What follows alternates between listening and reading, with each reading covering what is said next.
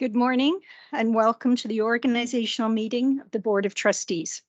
In attendance are Trustee-elect Ward 1, Janine Pequin, Trustee-elect Ward 2, Cindy Briggs, Trustee-elect Ward 3, Joe Dwyer, Trustee-elect Ward 4, Trish Murray Elliott, Trustee-elect Ward 5, Stacy Buga, Trustee-elect Ward 6, Tasha Otway McClay, Trustee-elect Ward 7, Irene Gibbons. I call the organizational meeting to order at 9:01 a.m. We acknowledge that we are on Treaty 6 territory, a traditional meeting grounds, gathering place, and traveling route of the Cree, Saulteaux, Blackfoot, Métis, Dene, and Nakota Sioux. We acknowledge all of the many First Nations, Métis, and Inuit whose footsteps have marked these lands for centuries. We will proceed to the election of the chair.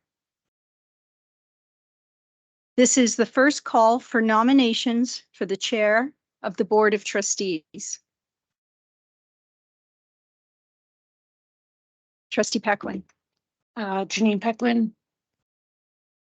Ward 1, I nominate Irene Gibbons for chair. Thank you, Trustee Pequin. Trustee Gibbons, do you accept the nomination? Yes. Would you like to make a speech? Yes. I would like to say that going forward as chair, I would look forward to working with everyone and moving us and the division forward and having a great year. Thank you. This is the second call for nominations for the chair of the Board of Trustees.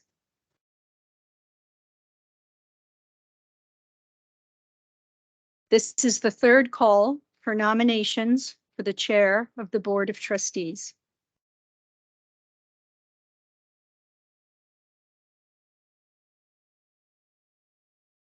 Can I ask someone to please make a motion that the nominations for the chair of the Board of Trustees cease? Thank you, Trustee Otway McClay. All in favor? It is unanimous. Trustee Gibbons has been declared chair for the Board of Trustees. Congratulations, and I would ask Trustee Gibbons to assume the chair.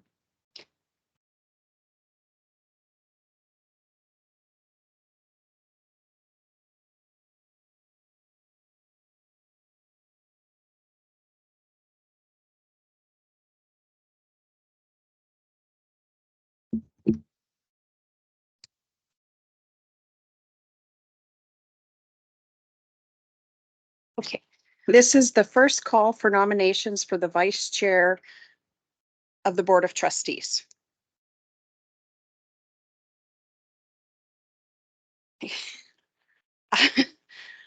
I would like to nominate Stacy Buga for vice chair. Do you accept the nomination? Thank you. I appreciate the nomination. I do not accept the nomination at this time. I very much believe in this position, and I think the work we do is very important. But where it was really enforced yesterday or on Monday as well, that due to where my kids are in grade 9 and grade 12, I don't feel like that's the position for me at this time. Thank you. This is the second call for nominations for the vice chair of the Board of Trustees.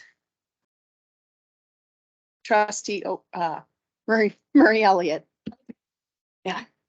I would like to nominate Cindy Briggs for the role of vice chair. Do you accept the nomination?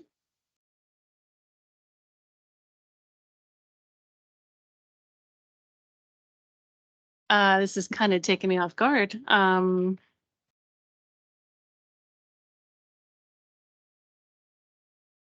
Yes. Would you like to make a speech? No, because I'm caught off guard.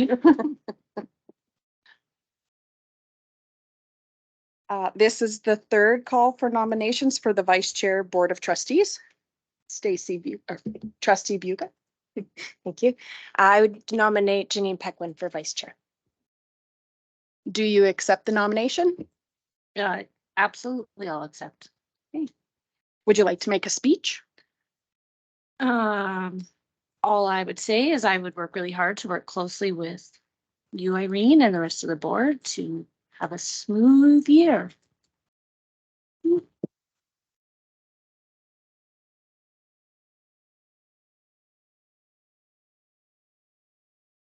Oh, do I need to make? Okay, can someone please make a motion that the nominations for the Vice Chair of the Board of Trustees cease? Trustee Pequin, all in favor? Unanimous. You will be handed a blank ballot. Please write the name of the individual that you are electing as Vice Chair for the Board of Trustees.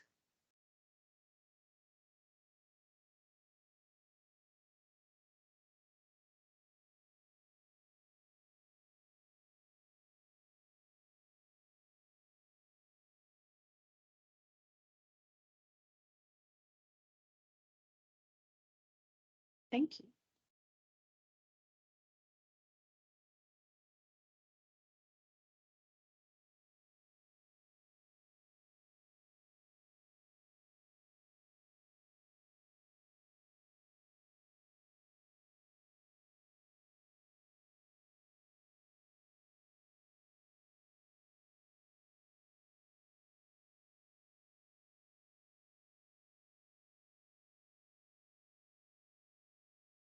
So I see most of you have gotten the process. You write the name on the ballot and then it gets collected.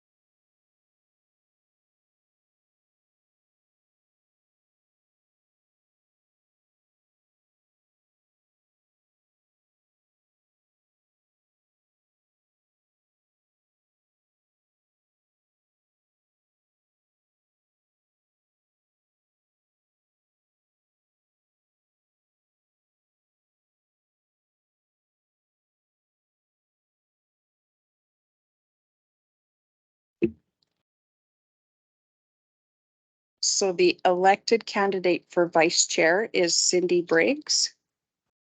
Can someone please make a motion that Trustee Cindy Briggs be declared elected as Vice Chair of the Board of Trustees? Trustee Otway McClay. All in favor?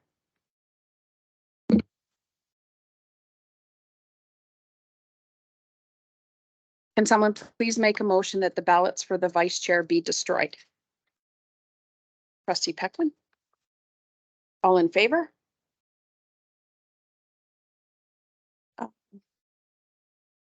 Trustee Cindy Briggs has been elected Vice Chair for the Board of Trustees. The new Vice Chair of the Board of Trustees will assume the chair physically. Oh, I don't think I was supposed to read that.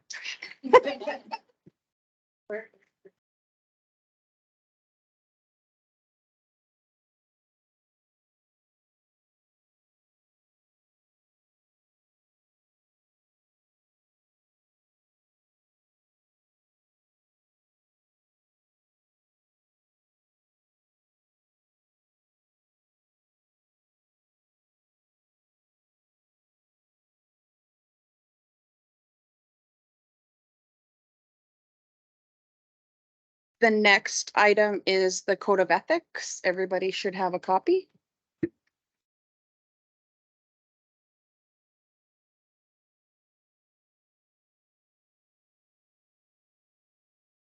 And we're all going to read it together. Yes, please. Well, some will be on, will be with your own. Maybe every, I don't know, every other one. Okay. Or you go.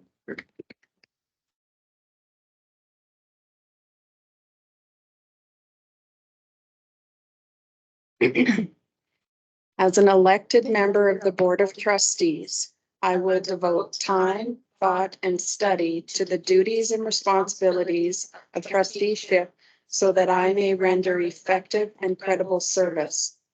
I will recognize that the expenditure of school funds is a public trust, and I will support policies and practices which ensure that all such funds are expended efficiently, economically, and in the best interest of the students and electors of the division. I will endeavor to work with my fellow trustees in a spirit of harmony and cooperation in spite of differences of opinion that may arise during vigorous debate.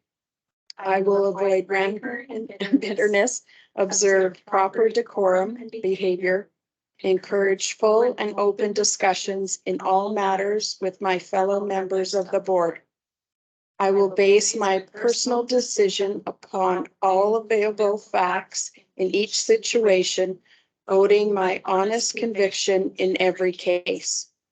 I will do everything possible to maintain the integrity, confidence, and dignity of the office of the school trustee, and I will resist every temptation and outside pressure to misuse my position as a trustee to benefit either myself or any other individual or agency. I will remember at all times that as an individual, I have no legal authority outside the meetings of the board unless the board has so delegated. My relationships with the school staff, the local citizens, and the media will be conducted on the basis of this fact. I will always bear in mind that the primary function of the board is to establish the policies by which the schools are to be administered, and that the daily administration of the educational program and conduct of school business shall be the responsibility of the superintendent and his or her staff. Therefore, I will refer complaints and other communication to the superintendent in accordance with policies and procedures approved by the board. I will earnestly attempt to promote goals based on the needs and aspirations of the community and do my best to support effective educational programs for the students. Thank you.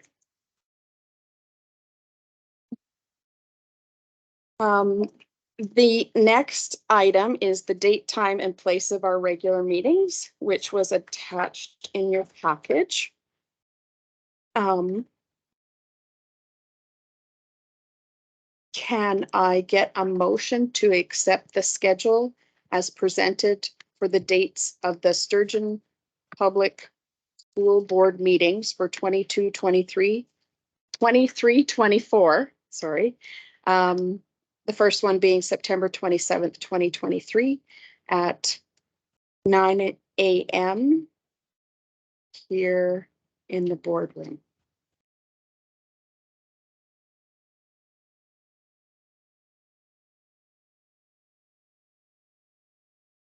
Was the motion.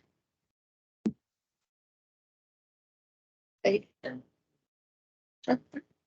I will put forth the motion that the Board of Trustees approves the schedule of the public board meetings 2023-2024 as attached to the organizational meeting package, and further that the public board meetings be held at the Frank Robinson Education Center in Mornville at 9 a.m. Questions? Trustee Wicks?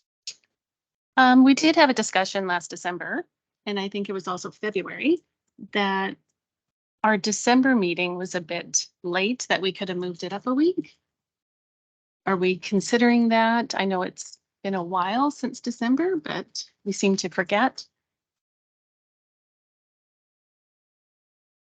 Did we?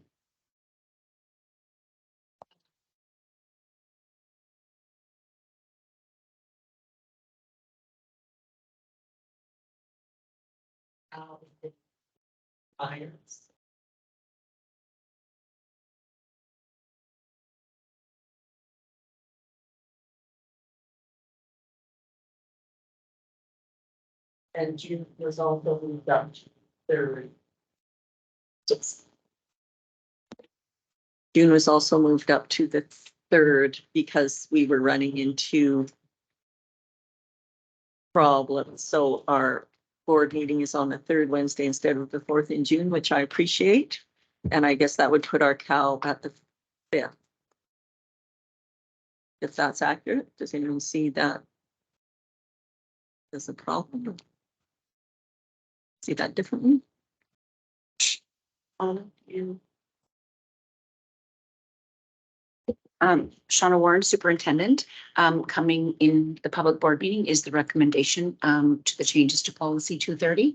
And so it is not approved at this time for the meetings for the committee of the whole. The wording is held, so you are correct, Trustee Murray Elliott, that the committee of the whole would be held 2 Wednesdays before the public board meeting each month. And that it does say 9 a.m. But again, and they would be open to the public. But again, this is for the board to decide in the public board meeting. Tasha?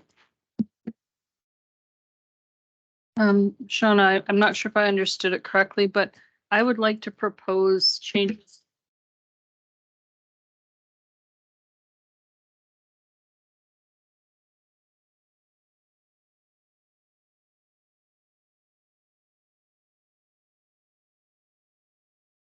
Thought I turned it on. Sorry, Tasha Ward 6. The schedule is fine, but I would like to discuss at length how we operate our committee of the whole and our public board meetings. So I'm fine with approving, say, maybe the next public board meeting, but I do feel that we need lengthier discussion based on our learnings from Monday.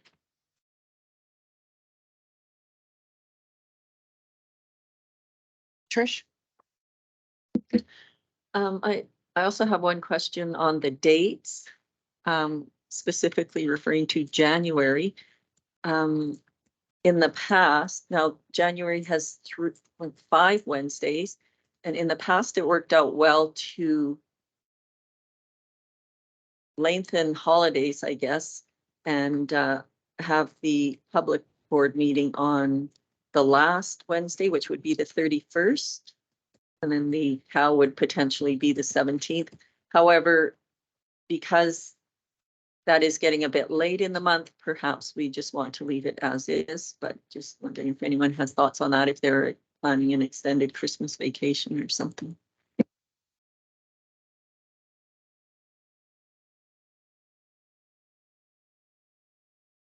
Does anybody want to make an amendment to the motion for the dates?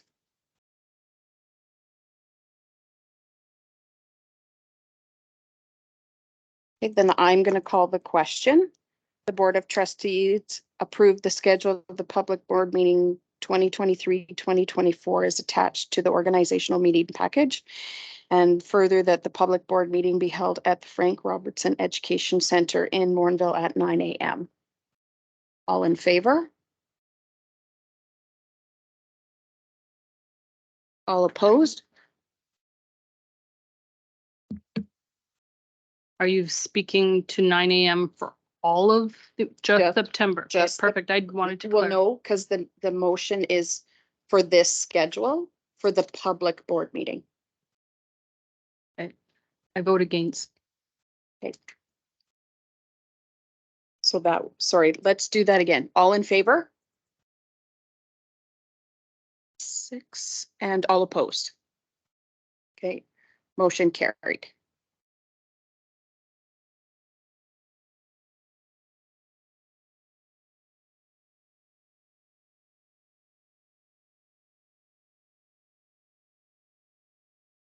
At this time, does anybody have any opposition to postponing the motion for the trustee membership of committees? Or do we want to go through that?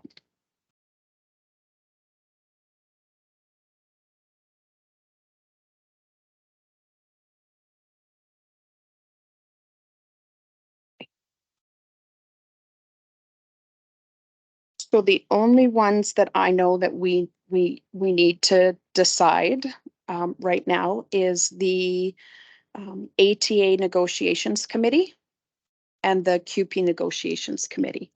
So would we be okay doing those two and postponing the rest of them?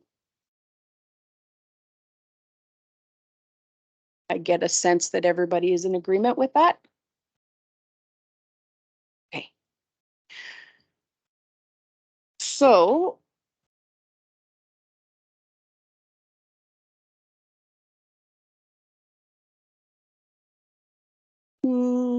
ideally, it's good to keep the same people on those negotiation committees. So currently on the ATA Negotiations Committee is Trustee Otway McClay, myself, and Trustee Buga. Are you still willing to remain on the committee? Yes. Yes. Does anybody have any opposition to the committee remaining the same? Okay. So I would like to make a motion that for the ATA Negotiations Committee, Trustee Otway McClay, Trustee Buga, and Trustee Gibbons are on those committees. All in favor? Unanimous. For the QP Negotiation Committee, it was Trustee Dwyer, Trustee Briggs, and Trustee Marie Elliott. Are you all willing to remain on that committee? If someone else would like to have a chance, I'm but Since Trustee Briggs said, does anybody else want a chance to sit on that committee? Is there anybody else that wants to be on it?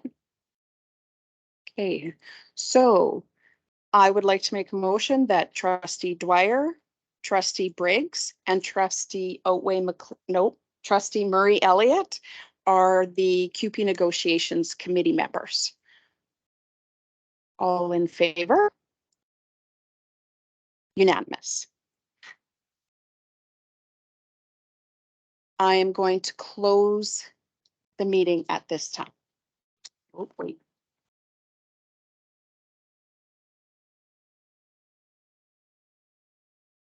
Oh, these ones we're not doing. Yeah, so there's- Oh. Okay. Teacher Board Advisory Committee. Who is on that committee? Trustee Pequin, Trustee Otway McClay. Anybody else? Trustee Marie Elliott. Do you guys want to remain on that committee? Does anybody want to join that committee?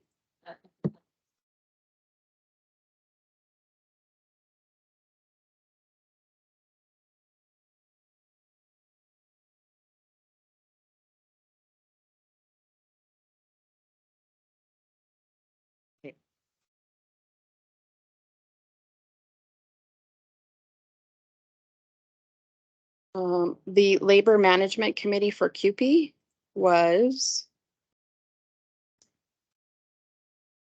the same as the QP. Do you guys want to?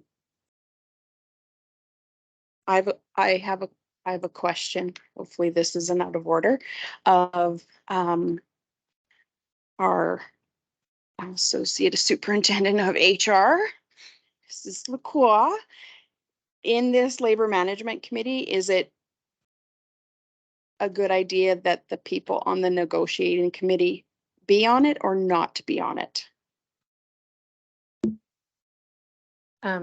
There's no downfall or benefit to either, so it's neutral. So if you would like to be the same members, it's absolutely. Okay. Do you, the three of you, wish to remain on that? Does anybody want to join it? Okay.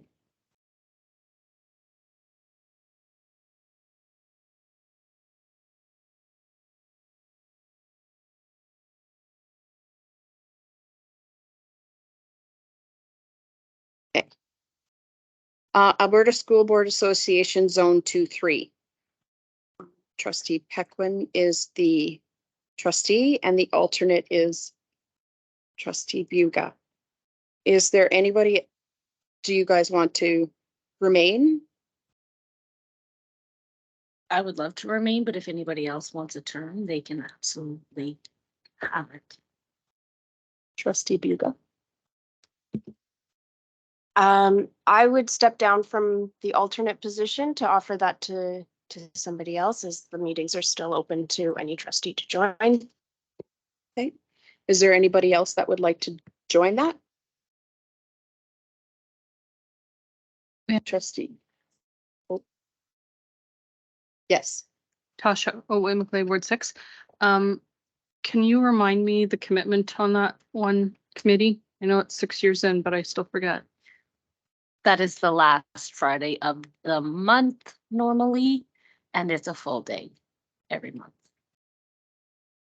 Meetings are normally in Edmonton at the Christ Lumen Center or online via Zoom, or they're hybrid. I would like to sit on that committee. Okay.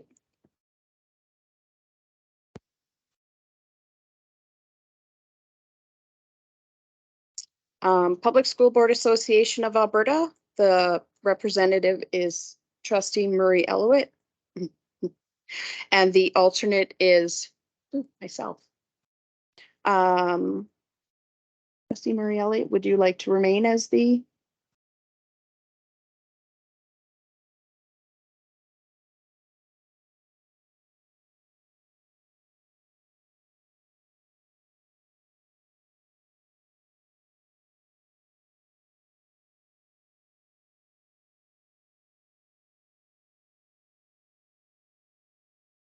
I would like to step down from alternate. Is there anybody that would like to go into that? Trustee Bugle? I would take on the role of alternate if that works for the board, just as I learn the ropes. I wouldn't want to be representative. I know Trustee Murray Elliott does a fantastic job of reporting back. Okay. Oh. Tom?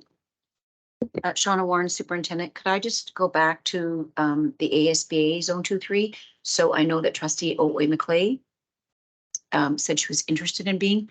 Were one of you changing? Because I have all three of you on there right now. Because there was no real decision. Is somebody stepping? You're stepping down? Thank you.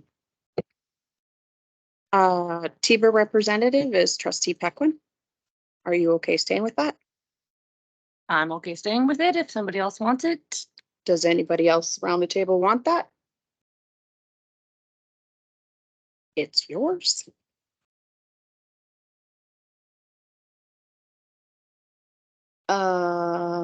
Sturgeon Composite High School School Council. I believe our policy is that it alternates. Currently, Trustee Murray Elliott has been attending those. What is the will of the board for this school council?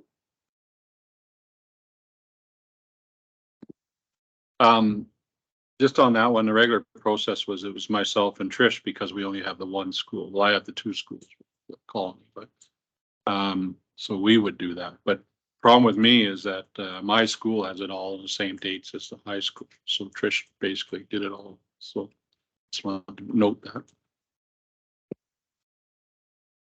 Trish? I just want to say that I always attended it and I probably always will attend it, but it is not my school. It is all of our schools. And anyone else who wants to attend it, please feel free. I'm happy to sit back and let someone else take more prominent role or share that role or whatever, but I'll be there and love to see any and all of you. Okay.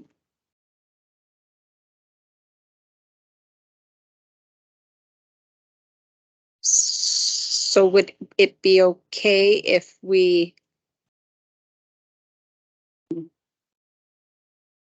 leave it as trustee Murray Elliott and should stranger things happen and the high school change their date that doesn't conflict with Camilla, we can put the two of you down? And then like trustee Murray Elliott said, everybody is welcome. Okay, Sturgeon Public Virtual Academy is trustee Buga and trustee Otway McClay.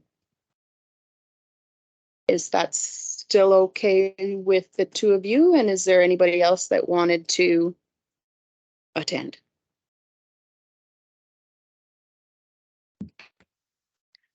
I would graciously like to step down. Okay, I'm happy to continue in that role.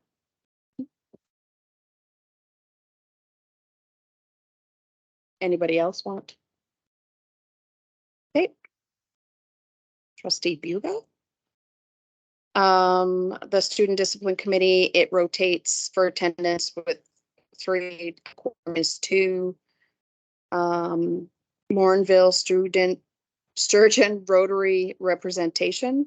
Policy is for rotation. Currently, it's trustee Dwyer that is attending those.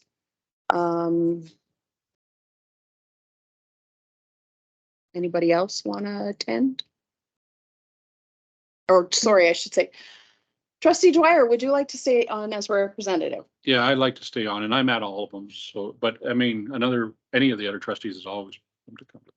So we start at basically 7 in the morning, 7:30 is the official time. Every Wednesday at the golf course. Okay.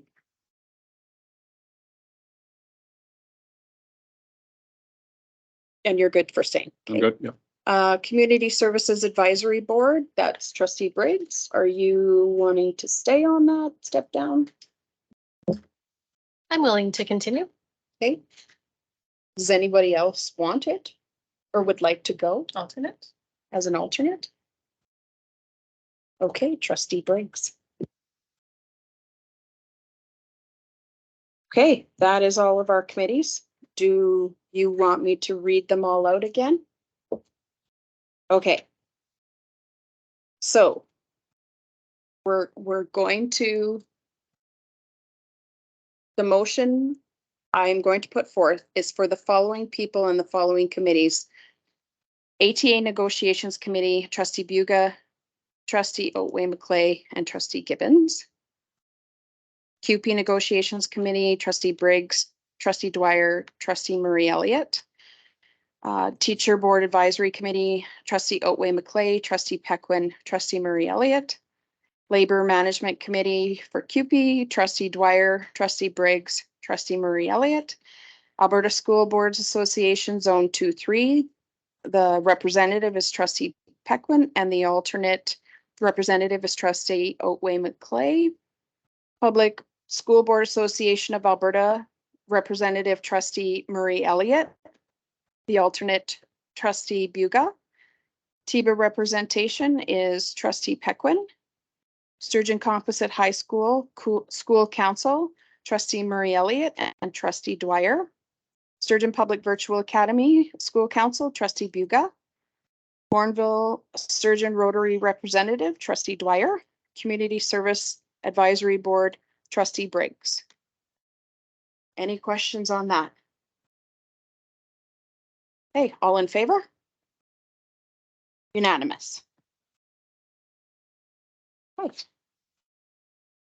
Now I'm going to close our organizational meeting. Do I need a motion for that? I would like to have a motion to close the organizational meeting. Trustee Otway McClay, all in favor? Unanimous. Can we take a 5-minute break to resituate all of our stuff before we start the public board meeting?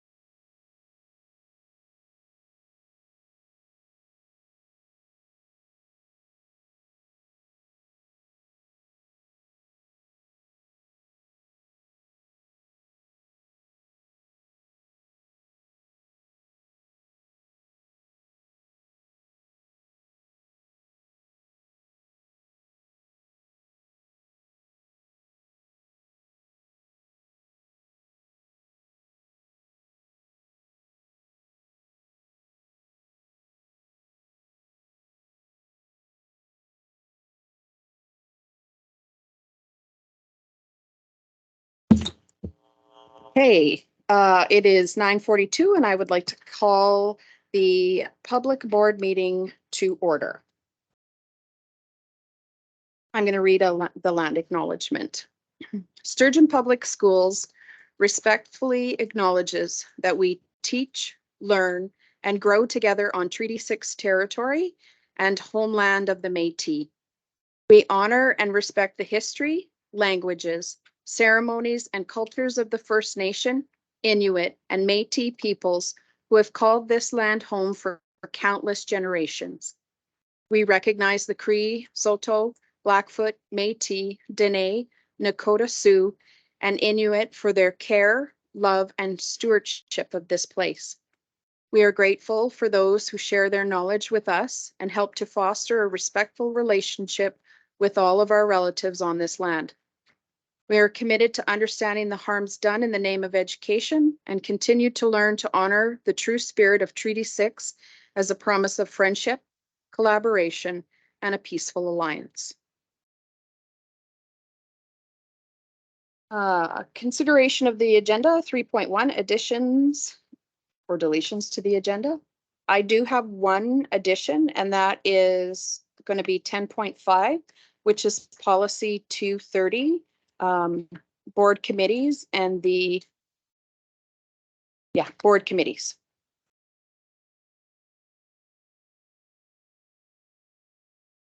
Any other additions or deletions? 10.5.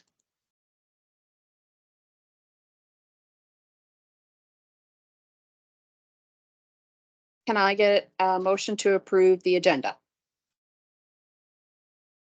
Trustee Briggs? All in favor? Motion carried. We don't have any appointments. Reading and approving of the minutes, 5.1. Can I get a motion to approve the minutes of the regular meeting of June 28th, 2023? Trustee Otway McClay? All in favor? Motion carried. We don't have any presentations, so we're going to go into reports from senior executive. 7.1, 2023-2024 pre-kindergarten noon transportation. Superintendent Warren. The information has been provided to the board, so is an update as to where we are at for the upcoming school year for 22-23 pre-kindergarten noon transportation, and administration is prepared to respond to any questions. Trustee Buga. Stacey Buga, Ward 5. Just out of curiosity, I know that noon transportation appeared to have a significant impact on our enrollment in pre-K and kinder in the past or last year. Do we have any preliminary trends or anticipation of what enrollment is looking like this year? And the reason I ask is I'm quite surprised that we did not fill a noon bus, as it sounded like there was a large appetite for that in some of our communities. So if there's any sort of kind of background or expectations on that, that'd be appreciated. Superintendent Warren. So it's a great question, Trustee Buga. I'd say for data, because last year was the first year, it's difficult to have any type of historical data. This is one of the reasons, as you know, for pre-kindergarten, we can continue to screen children up until December 1st. The funding manual did change for pre-kindergarten. And so we were hoping that we would, in certain communities, we wanted to see if there actually was interest, and the board to ensure, to be fiscally responsible, that it would actually have to be viable to have enough students to have the noon transportation routes. So we had decided in the spring that we would have an August 15th deadline. So I met with Amy Hebert, Amy Kolsar, our manager of transportation, and we did discuss on right in the middle of the month, August 15th, what do we do? So looking at interest at the communities, that there were only 3 communities that actually had interest. We continue to screen children right now, and we're continuing to ask parents. So the deadline for transportations, even though we can continue to screen for children up until the beginning of December, the transportation funding deadline to get the, all of our numbers in. And the report to the government for the funding is the end of this month, sorry, at the end of September. So I've worked closely with Amy, and if Amy has any updates on that, I'm going to turn it over to her, since she is the one that is currently taking applications. Thank you. So I have received 2 more applications for Landing Trail and 2 more applications for Morinville Public. But at this time, we are going to wait until the end of September to decide if it's going to be feasible to move forward. We're still hoping to get our numbers up a little bit more, but we are seeing a few more applications come in. So we'll keep an eye on it closely until the end of September. Superintendent Warren. As also with financial services, we are also digging deeper because, as you know, the funding did change.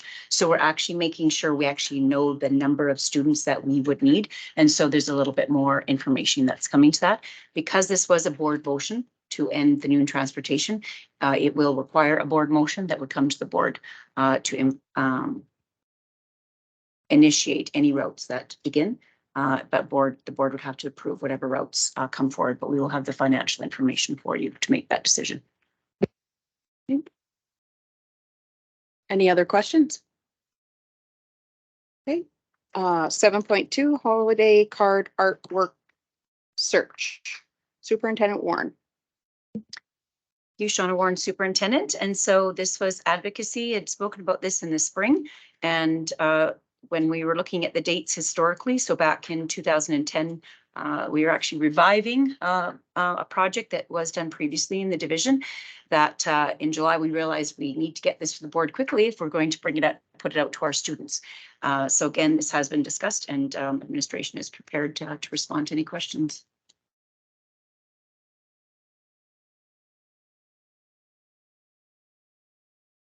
Trustee Murray Elliott. Not a question, just a comment. I love this and I'm really looking forward to seeing the submissions. Okay.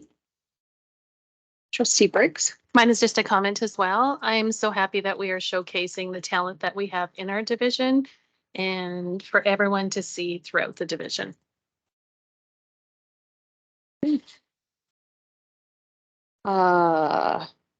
7.3 facility services, Camilla School drainage improvements. Superintendent Warren. Shauna Warren, Superintendent.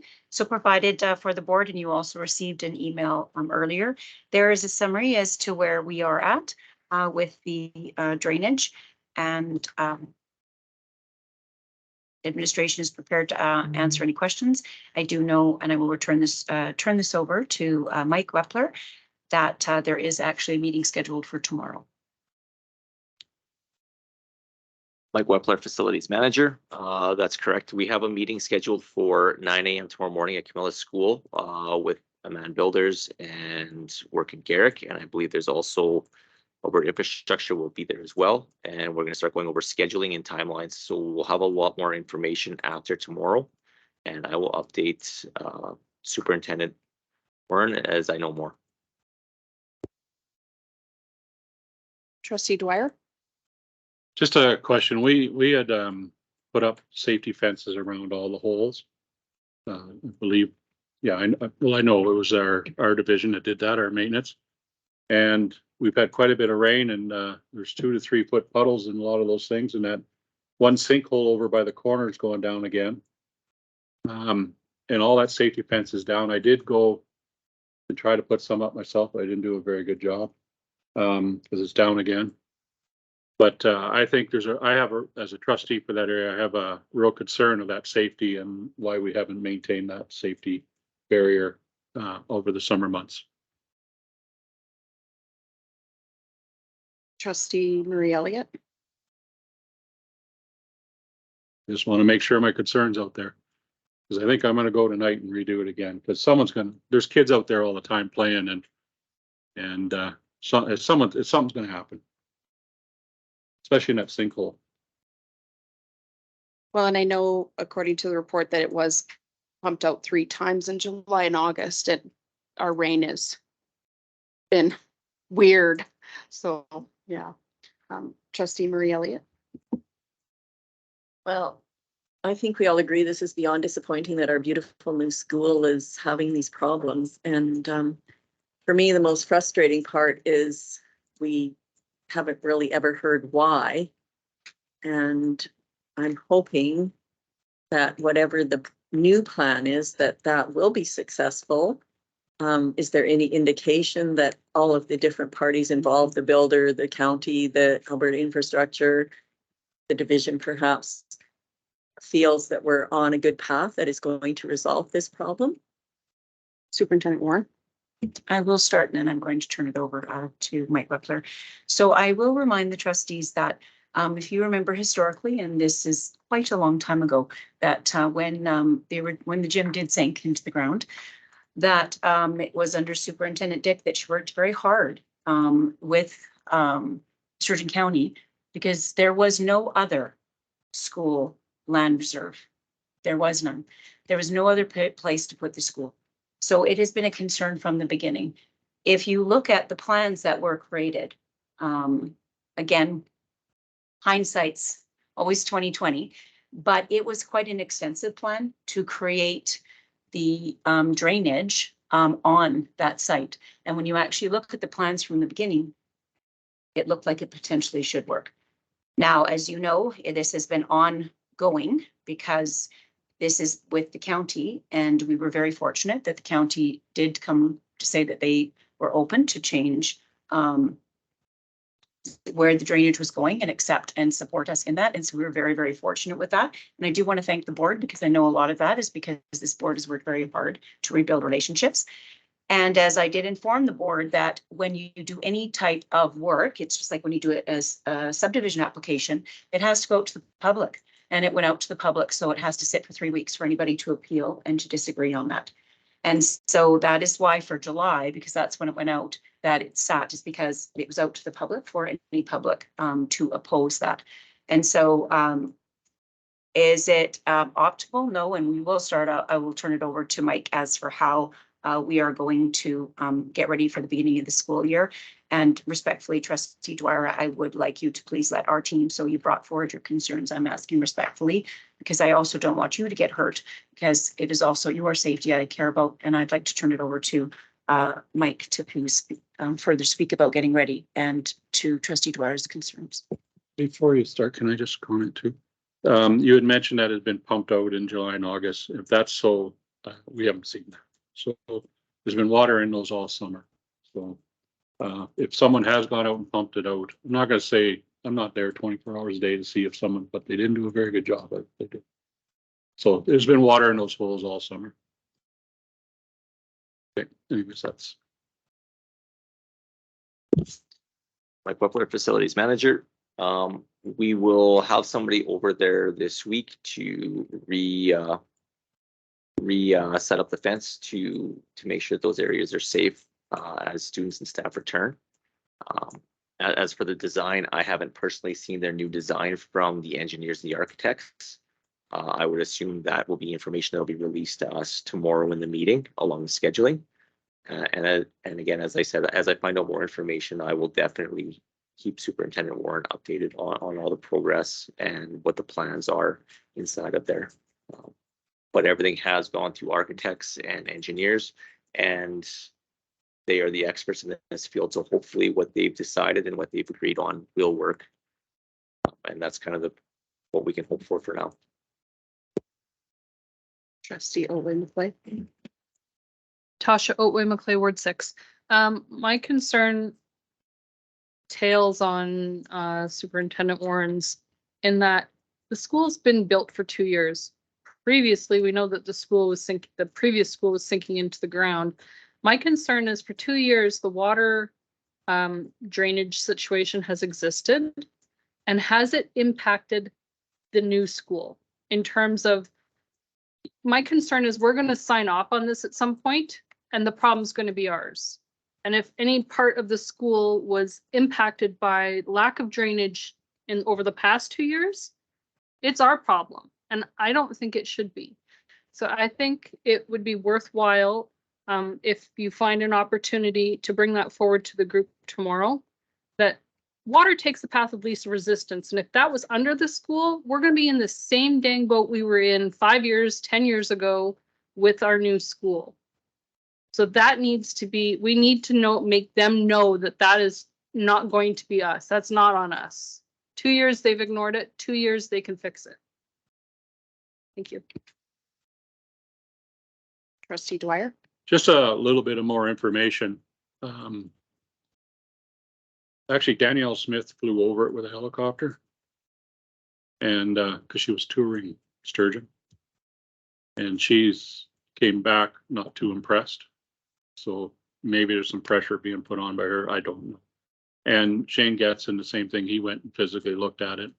And so did the mayor of Sturgeon. So hopefully, and I'm not getting, I don't know conversations or whatever. I've been taken out of all that. So, but hopefully at the end of the day, someone's putting pressure on somebody here. Because it really, to bring to Tasha's conversation, that sinkhole in the corner, that's really close to the foundation. So it's, I don't think it's a matter of just filling it. I think what damage did that cause? I don't know. I'm not an engineer. I don't know. If you want me to design a power line, I'll do it for you. But, and I agree, 2 years, and I understand everybody's involved and everybody, I don't know, but we've been on this for 1.5 years. And everything I was told they were going to be there July 1st, soon as school was out, and it wasn't prepared. And even when I talked to Shane and Alana about it, they both said, I thought that was all approved, Joe. But they might not have known all the details either. So it's just disappointing. I think sitting like that over the summer months, it's done a lot of damage. And hopefully we can, as a school division, realize what damage has been done and put it on the proper people's heads to make sure it comes out proper somehow. And that's my final comments on it. But I was going to go tonight and put up that safety fence again. Because one of the holes is pretty deep. And over that sinkage is a little dangerous in my opinion, but the rest is probably knee high for some kids. But I hope it's fairly soon. And there's a lot of kids, there's a lot of programs, sturgeon programs in that playground and around that area. So all summer, so it hasn't been pleasant. And also another thing that's coming out of it, and I haven't smelt it myself, but I've been at about 3 or 4 phone calls about the wind's right. They're getting that rotten water smell. So maybe your father-in-law knows more about that. But anyways, that's another concern. Okay, thank Thank you. I think it's important just to wrap this up and that our staff here at Sturgeon Public Schools has done what they can do. We have been blocked with the county and Amman. Our hands were tied. We couldn't, it's up to them. We put as much pressure as we could on them. But again, if the county isn't going to put the proposal for the project for the infrastructure out till July, that's when it went out, had to sit for 3 weeks, didn't get approval till the 26th, and it just snowballed from there. So I'm sure, I have faith that our department will do their due diligence. Okay, 7.4 facility services summer project update. Superintendent Warren. Well, it has been a busy summer, and as you all know, it feels like when the end of July gets here, August is gone in a blink. It's quite crazy. So provided for you, and I will get, thank you, Mike. I will get Evan. He's going to be speaking to some of the summer projects this summer. He is there for you, and he actually put together some photos so you can actually see. Since we don't have a drone going around looking at everything, we've got some lovely photos. I want to thank Evan. I'm going to turn it over to him. So the summary is there for you for all the projects that have been worked on from July 1st. Some of them, of course, we're trying the best that we can to get it finished. We are a little bit behind on our modulars for Landing Trail, etc. And Redwater. The goal was this summer, but as you know, it's a very short timelines. But I will turn it over, Evan, if you don't mind, and I'll let you go through it. Thank you. Evan Soper, Facilities Coordinator. Good morning, everyone. We have a little slideshow that we're going to go through here. This summer, We worked on projects in 10 schools. They are completed or nearing completion. The groundskeeping did their best to maintain a 2-week rotation throughout the division. And another big positive is cabinets and millwork are now being built in our shop for division upgrades. Bonaccord Community School, we replaced a large section of the roof. We did an LED retrofit that is currently nearing completion.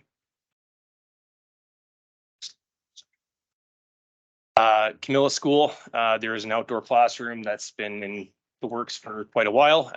We removed the concrete pad and got the prep work done, so that should be good to go here pretty quick. Morinville Public School, we went in the corridor. We removed the entire T-bar grid in the original main section of the school. We encapsulated the flooring with new sheet flooring. We replaced the lockers in the main hallway as well.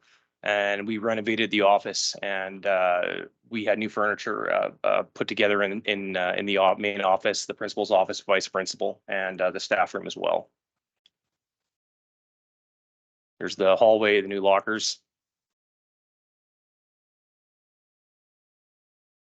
Front office. Gibbons School, we are currently right now working on completing the sidewalk. The pictures that I put in here are a little bit dated, but we tore up the entire front sidewalk, the stairs in front of the CASA Center, and had a ramp installed at the CASA section of the building.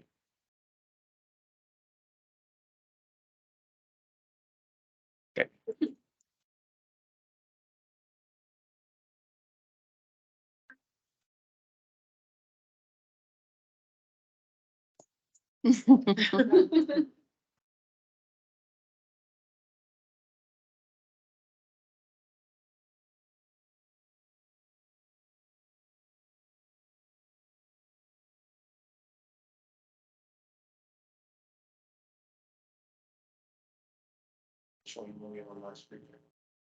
Lillian Schick School, we did a LED retrofit. We are currently waiting for materials that are on back order to finish it. It's about 85 to 90% complete. We installed new countertop and new cabinets that we manufactured within our own division shop for one of the portable classrooms that was in really rough shape. And we are also finishing off the sidewalk that we started last year over in the bus lane. So that is currently excavated, and we are going to be working to complete that before the kids come back. This is the LED lights that we installed in the gym. The school, in my opinion, looks beautiful. I'm excited for everyone to see it. So over at Namao, we removed the T-bar grid on the south side of the building. This is the section of the building that was not modernized roughly about 10 years ago. We removed the T-bar grid. We completely replaced it. We installed LED lights throughout that entire area and the actual modernized section of the school as well. Excuse me. And that project is going to be wrapping up pretty quick. We also removed all the octagons, drywall octagons from the library, and got all that switched out, and it's all been replaced in new. The BMS upgrade as well is also underway over in Namao. So we're going to start modernizing the building management system over there for the remainder of the school that already hasn't been switched to digital. Over at Oakridge Park, we did an LED retrofit there as well. That is nearing completion. We're expecting it to be completed before the beginning of the school year when kids come back. We also renovated 4 bathrooms, boys and girls by the gym, and the main bathrooms on the other side of the school, boys and girls as well. New partitions, new tiles, new fixtures.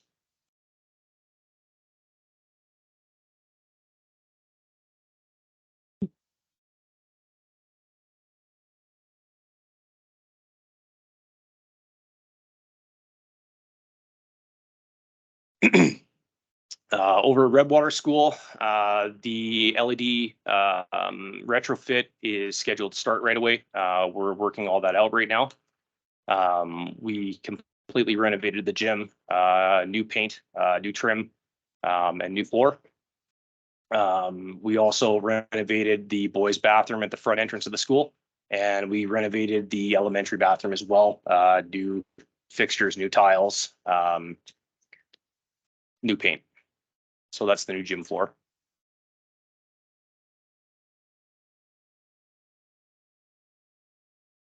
We had every single door in the building also painted to match school color, as per Principal Phil Gates' request. And that, I believe, is completed as of yesterday. Sturgeon Heights School, we completed the abatement several weeks ago. So the drywall abatement for the ceiling has been completed. We replaced the drywall with a T-bar grid.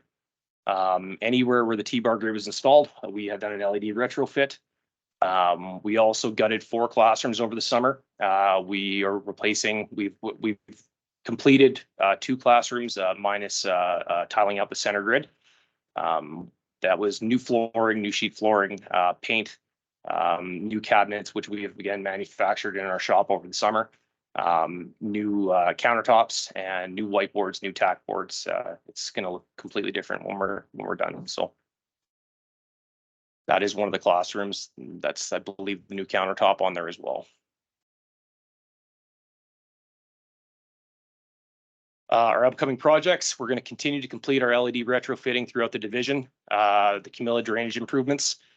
We're going to continue the modernization of the building management system. That's the heating, ventilation, the HVAC for those that don't know. And then we're going to continue our classroom renovations at Sturgeon Heights.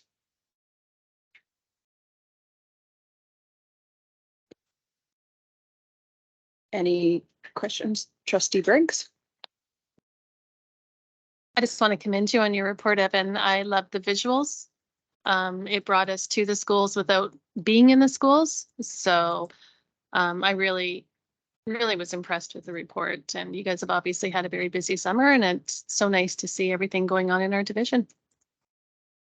I do have one question about Lillian Schick. Last year at this time, Lillian Schick was flooding due to the membrane in the roof. Has that work been totally completed and cleaned up?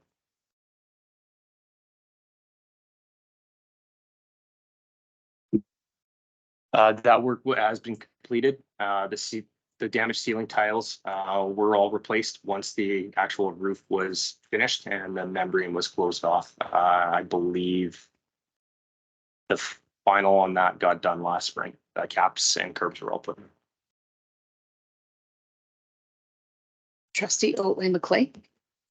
I just wanted to thank you on behalf of people in my community for keeping up with the yard maintenance every couple weeks. It's huge, and it saves me hearing about it at the welcome to the school luncheon. So yeah, really important, and I'm so thankful we've got that like under control now. So thank you.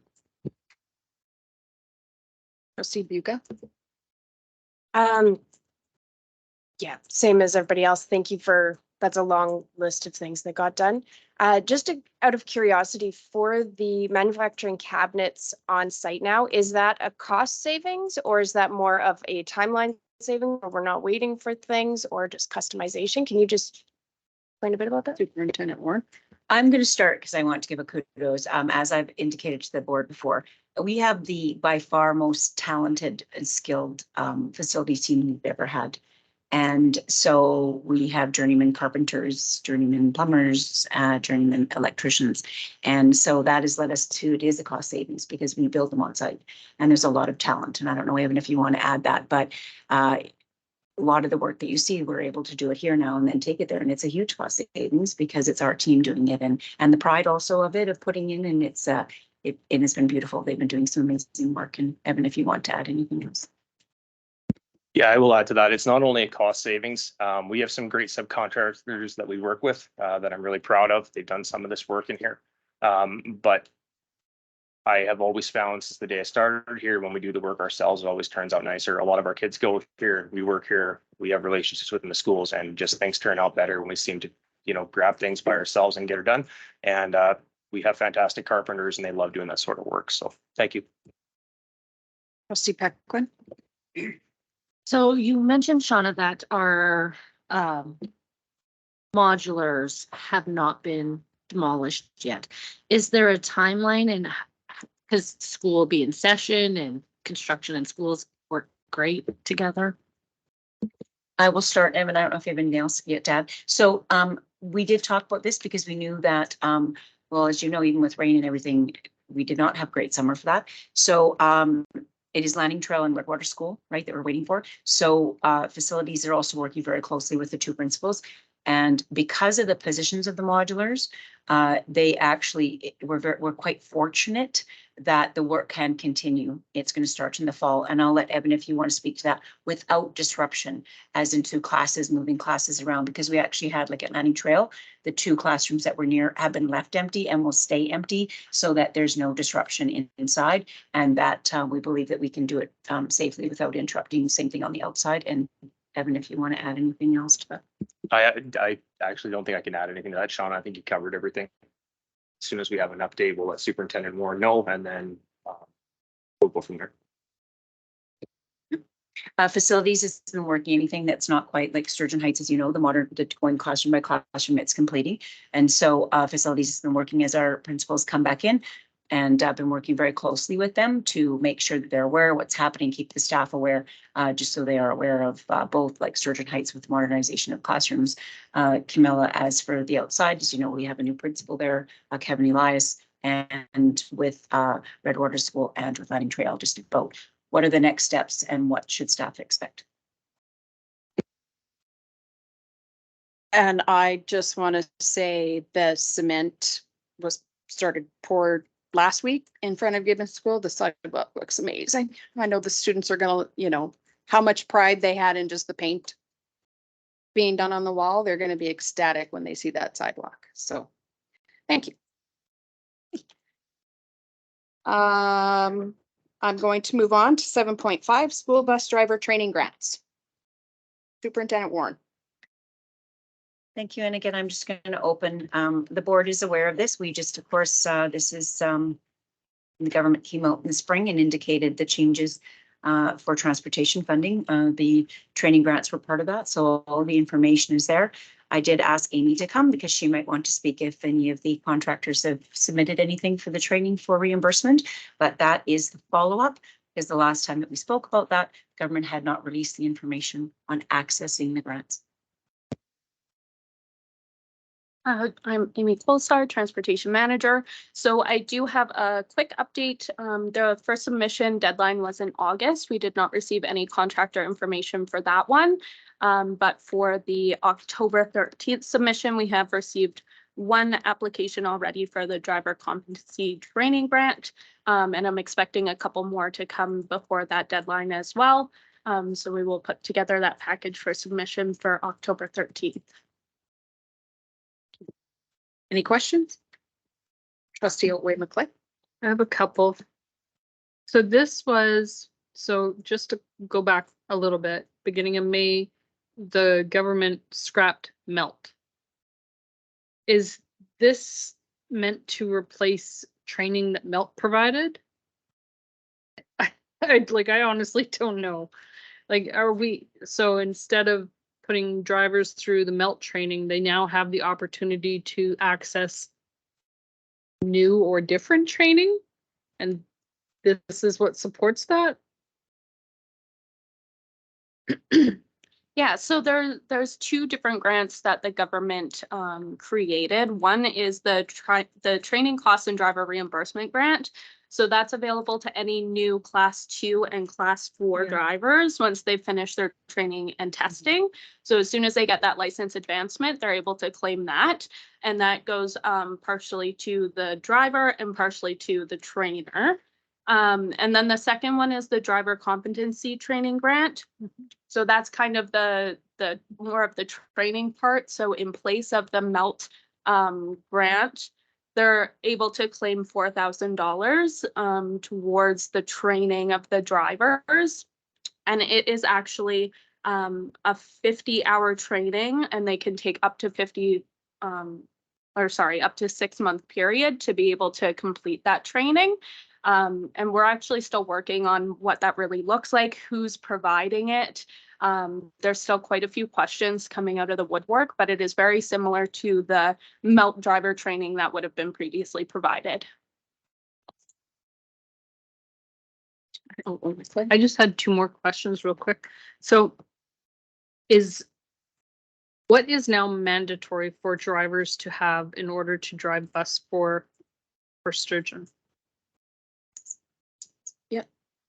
I just want to remind the board that it's not that bus drivers just got behind a bus and drove before. They Yeah. did have, Yeah. they had the 50-hour, it was there, and Melt was the additional, and it was so much more, Yeah. right? And that was the issue. So it was removed, and as you know, even the public is hearing that, oh, you mean our bus operators aren't being properly trained? No, their training is still there. It was just the, what do I want to say, it was, Melt was just such a huge amount of training. And so cost of it and the commitment and the time. And so with the removal of Melt, there's still the training. And Amy, I'll just let you continue. Yeah, so drivers are still required to complete their training and written and road test as well to be able to qualify.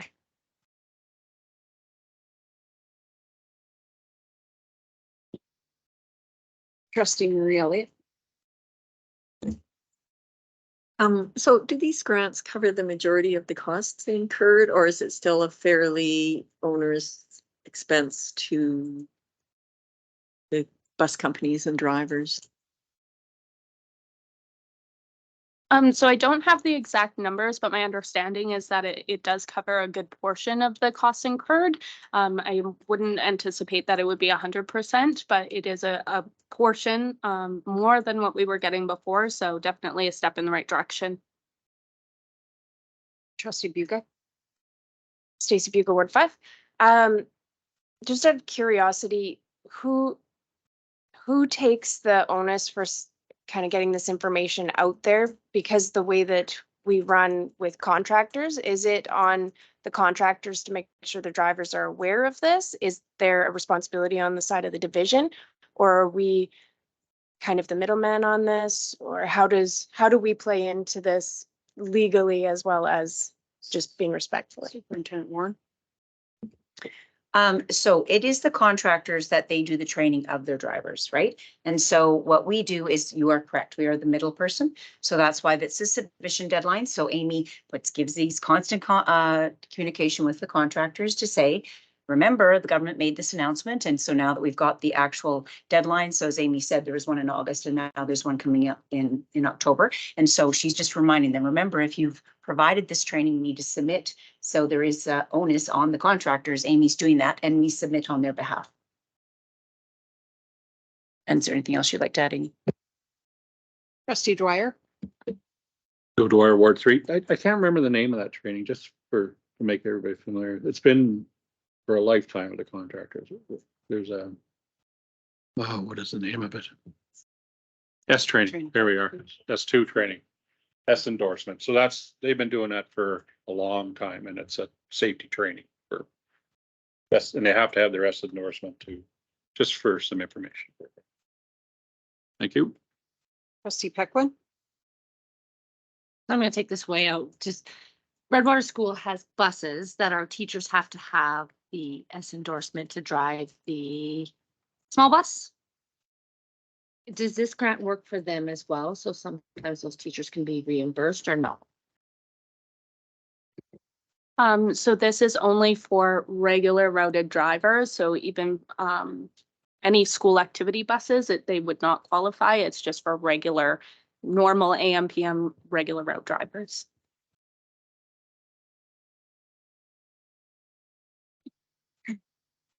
Thank you. So moving on to 7.6, summer school enrollment summary. Superintendent Warren.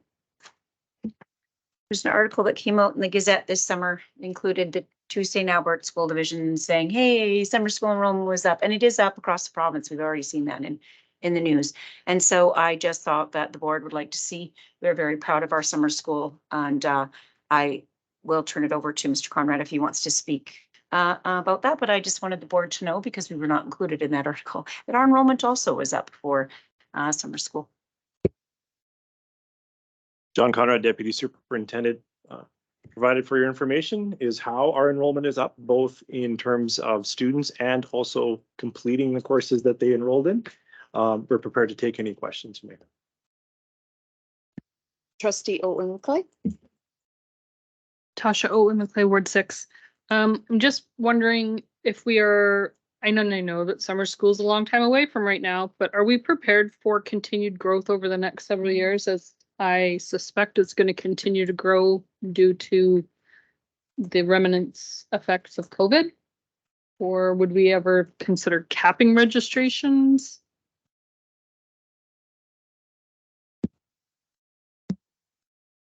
John Conrad, we are prepared certainly for the increase of academic courses, either the retaking or the desire to take a course to create space and timetable during, like there's reasons to take a course in summer.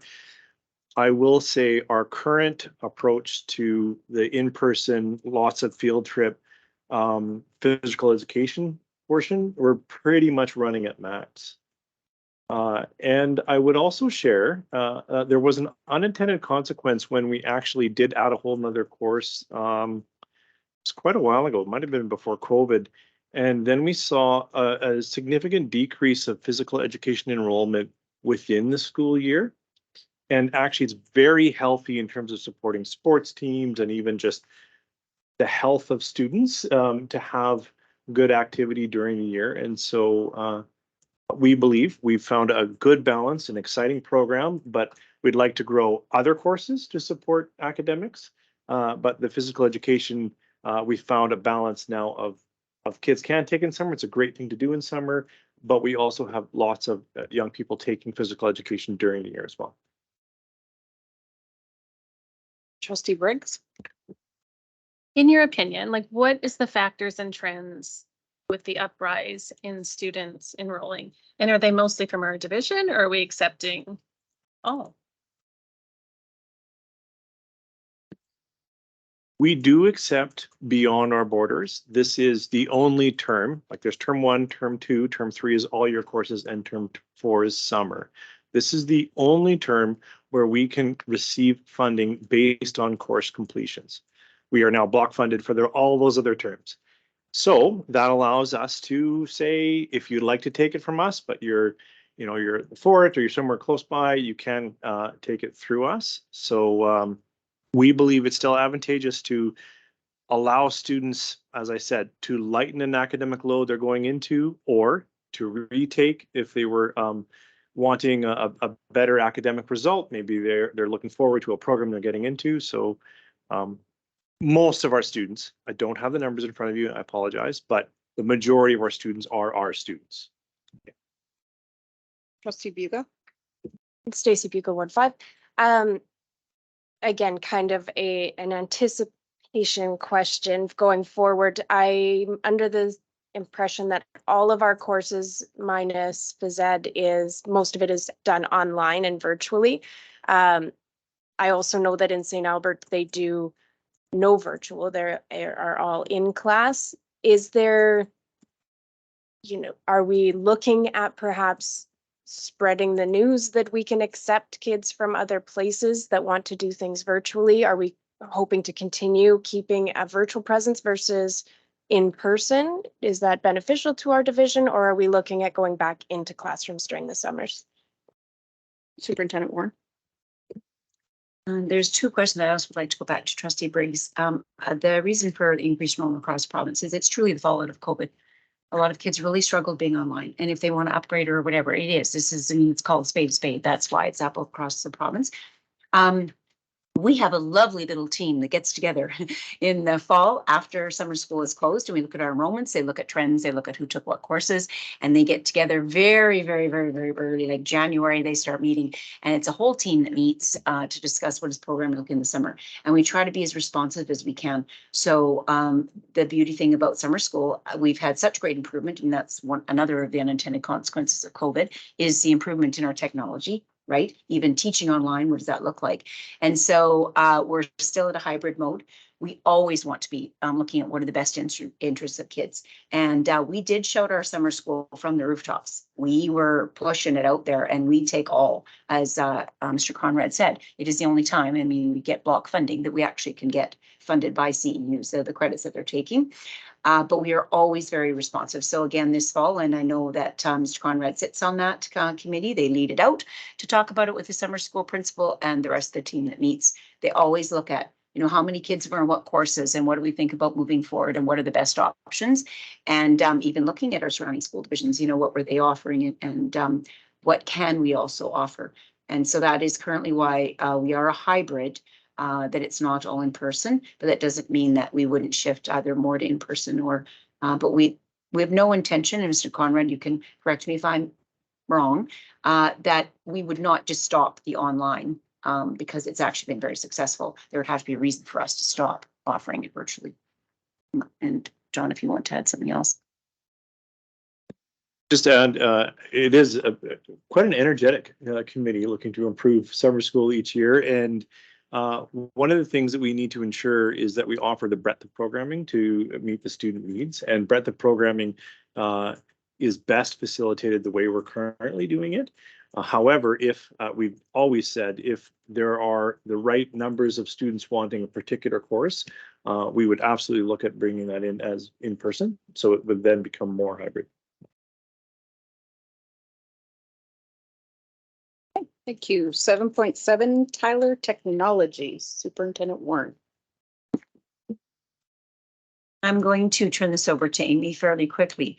I will just remind the board, and this would have been some of the trustees that were on the previous board, that some changes had been made looking at GPS systems on our buses, looking again, and it's about safety, right? When our buses are out there, we want to know where the buses are and what children are on the bus.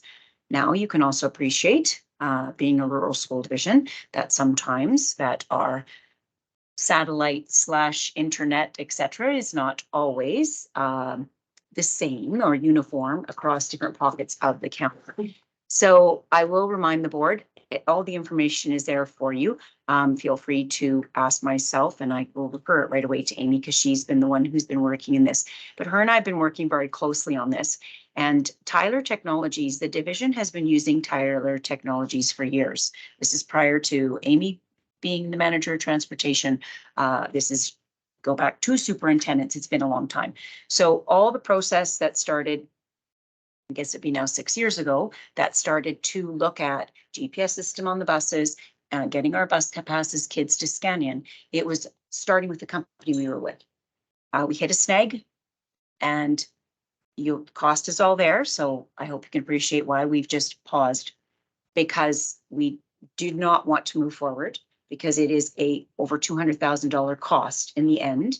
And we want to make sure, if we're actually looking at the safety of students, what is the best, most efficient way, and that will actually work.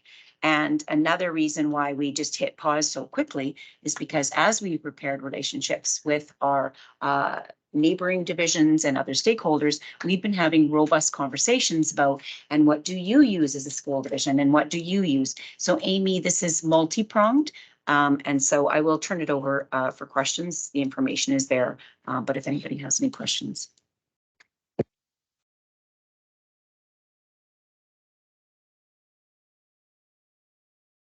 Trustee Owen, play. Okay, so I read the report, but I just 2 questions. How much have we already invested in this project? I know that we've hit pause and I appreciate it's because of cost, but what has already been invested? And then answer that and I'll ask the second one. So for the actual new technology, we haven't invested any money in it yet to this point. So the dollars that we've put into it already have been for the bus pass system, which is still operational, as well as the GPS system, which is again still operational. This was more of an add-on to our current system, so there hasn't been any dollars put into the new system per se. We are just stopping the addition of the new technology. Okay, second question is, so if we put everything on pause to evaluate the situation, what would be the cost or the implications of putting this back out to RFP? The whole thing. So this now isn't about RFP. We're actually reevaluating what the next steps are. So I'm going to remind the board that the question was asked, and this was our snag last year, is that if a student getting on the bus didn't have their bus pass, we wanted the driver to be able to scan the child in. That was the goal. And that's where Amy started. That was our whole goal. We thought that this would get us there. And so because of the cost, we're now pausing because they're actually saying they're not capable of that. So we have the same system in place for this school year, 23-24, as we had last year. Except Amy has done Herculean work to get the bus passes out, and with our staggered start, that it will be much more organized and kids have it. But we still do not have for our bus operators the ability for them to scan the child. That is what Tyler Technologies thought they could do and are not able to meet that. Trustee Murray Elliott.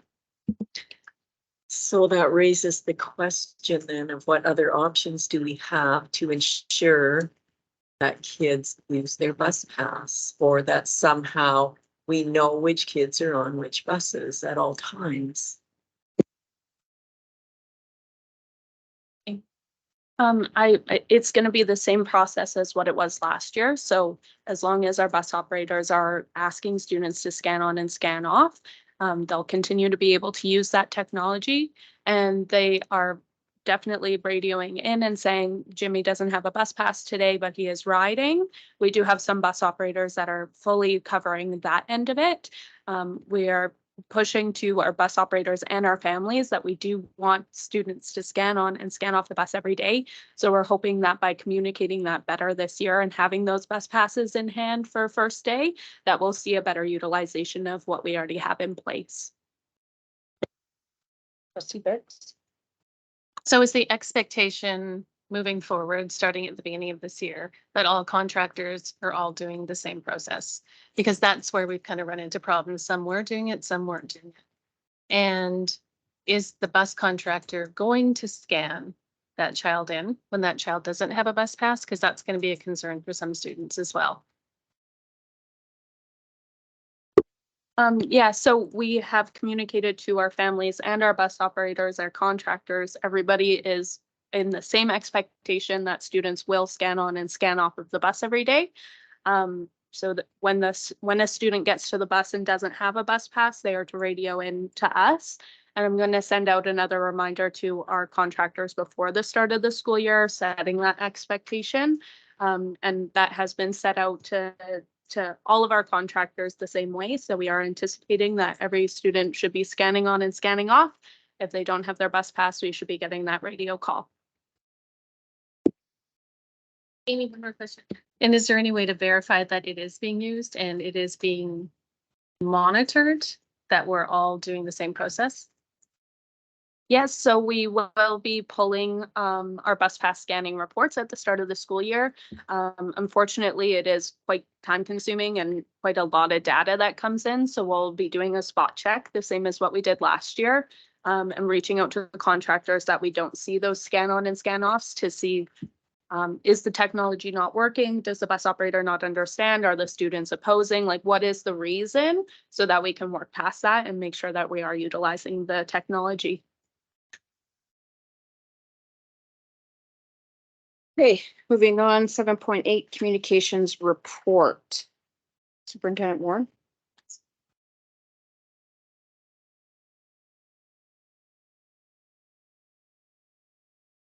I will turn this over to Mr. Conrad.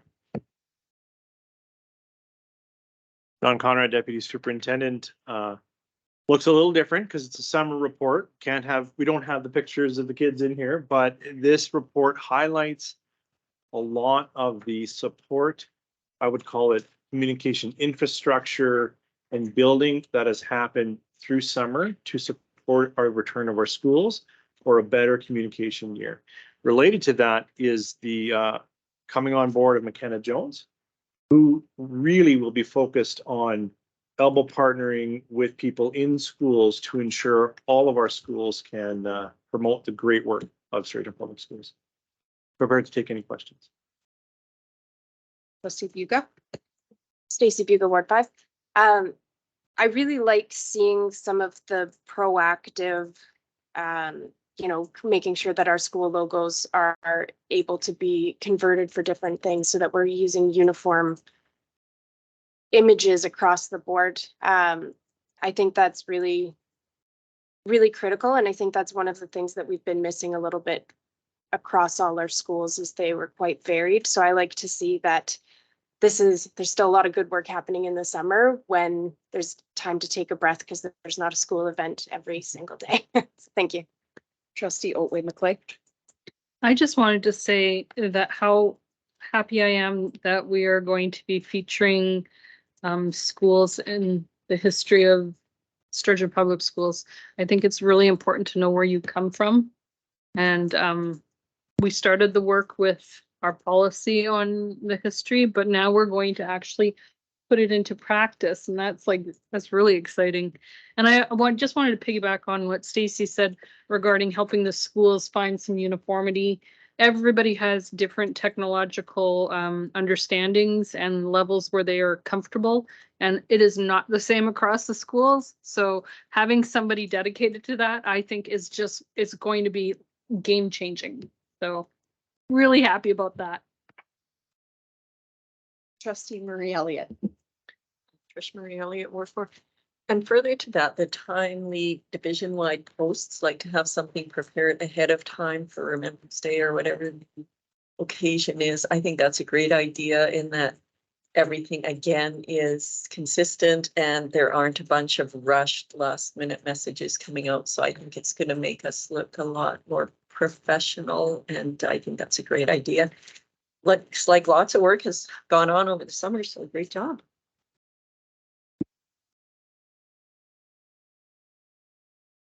Trustee Bucca.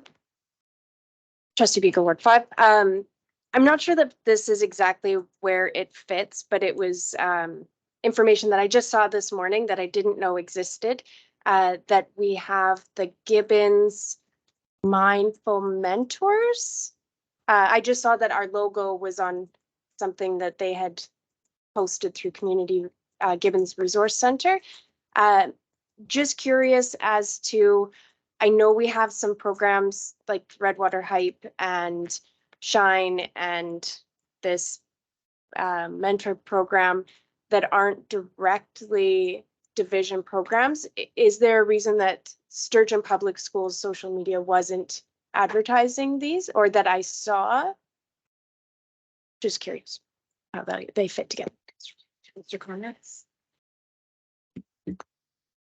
I think I'd like to seek an opportunity to come and remind the board of the different programs like the Mindful Mentors, rather than talk about it now. But as you described, the Mindful Mentors is, funded through a grant. It's part of Mental Health in Schools pilot. And part of their mandate is to do summer programming as well, just like Hype and Shine within the community. In terms of why it wasn't highlighted, I can't speak to that right now. They are the first time in summer, and likely I did not communicate well between the two groups and really get them connected. So I will do better next time.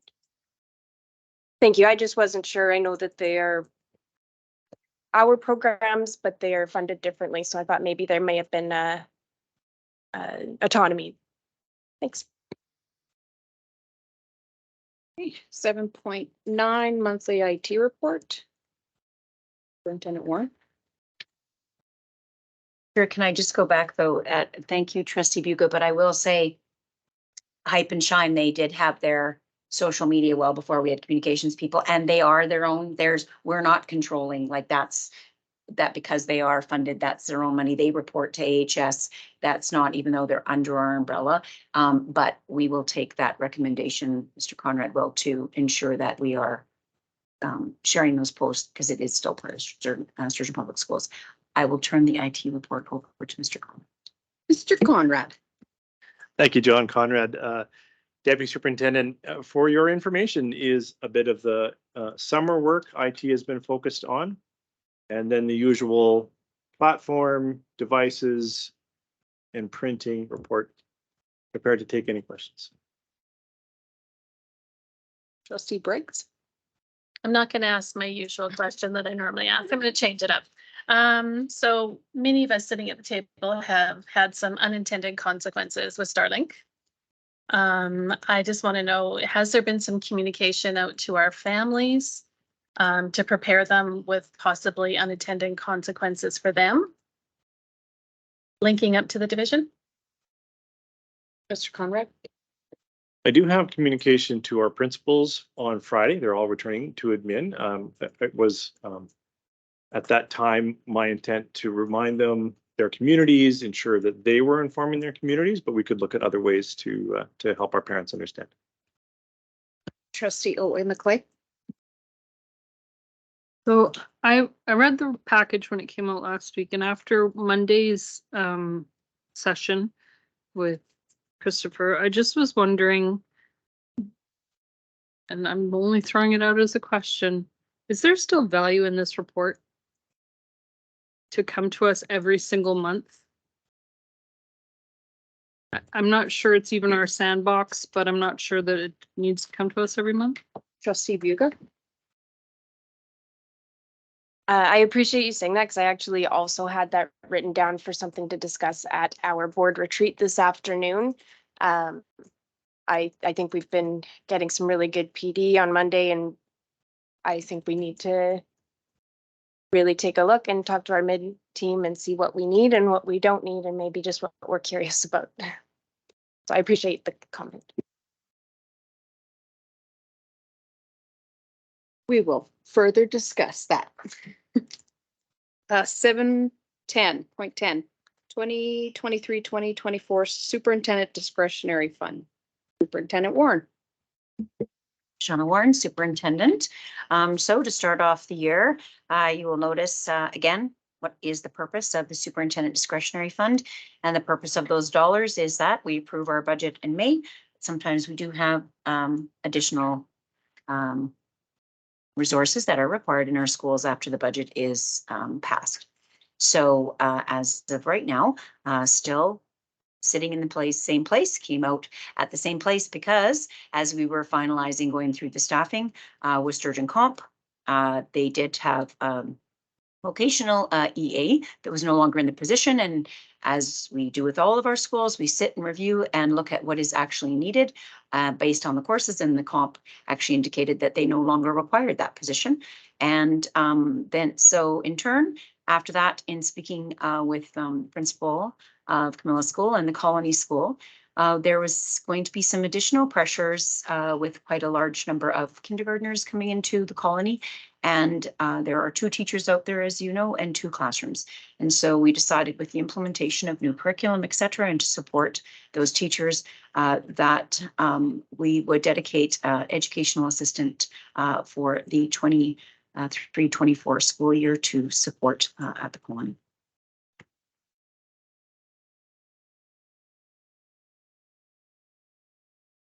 Seeing no questions, 7.11, Administrative Procedure 464 fees. Superintendent Warren. We have gone through and as you know, as we went to policy committee, some of the policies that we were changing in our admin procedures again. As you remember, in 2019, there was an administrative procedure review then, and they were called. And we always look at our admin procedures because our work is guided by legislation. And it takes work to always, if you have to always double check, did the Education Act change, did the funding manual change, and is there redundancy? And so if something is redundant, why are we putting it as AP? Because we never want to have conflicting information as administration, because our schools rely on administrative procedures to guide their work. But again, what trumps our admin procedures? Legislation. And so for this one, for fees, this is admin procedure 464. And we have, again, reviewed policies of the boards, that is yours. But as we look at our fees, we noticed that if you remember under the NDP, that they were very much about transparency, and they set really high bar for the expectations on what we reported on. And so we really had to go into the weeds line by line about the fees, et cetera. Well, that has changed. And so now the second piece to that is if you go on our website, we wanted it to make sure that our parents could go to one place to see the fees that they pay. And so this was the purpose of actually creating this new AP 464 for fees. So this new AP outlines the fee schedule, it defines them. It outlines the process for fee schedule approval. It outlines the communication process to stakeholders and describes the collection and waiver of fees. So we wanted it all in one place. Now, some of these, as you know, the fees, they were already approved. You've already approved them. Some of them are in long-standing APs. So they would never come to, they don't come to the board for approval unless they get changed because they were approved and then they stay static.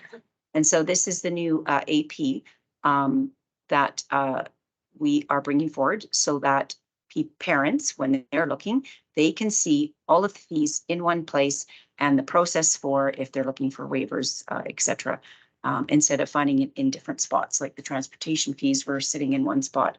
And then when we look at our non-resident tuition fees, it's sat just in that AP. So this was to ensure that it is very clear to our stakeholders what the fees are. Trustee Buga? Trustee Virgo, Ward 5 again.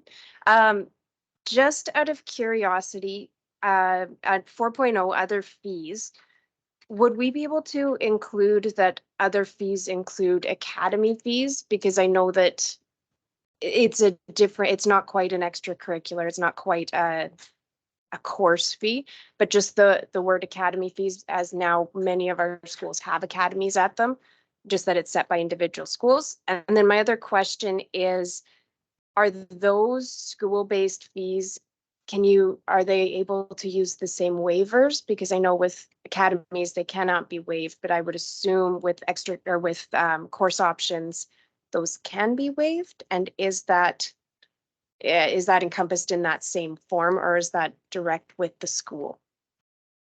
John, do you want to speak to the waivers at all, or do you want to just speak to that? I will speak, sorry. So academies, anything that is outside, so we talk about cricketer. As you know, for anything that's cricketer based, any child would never be denied accessing that. So academies are, because we have to be very careful. Our academies, our APs are meant to be a blanket for the division. The fees at the school level, the outline is there. What's the expectation for the principal? They bring it to their school council. So all of that is very lined out, what has to come.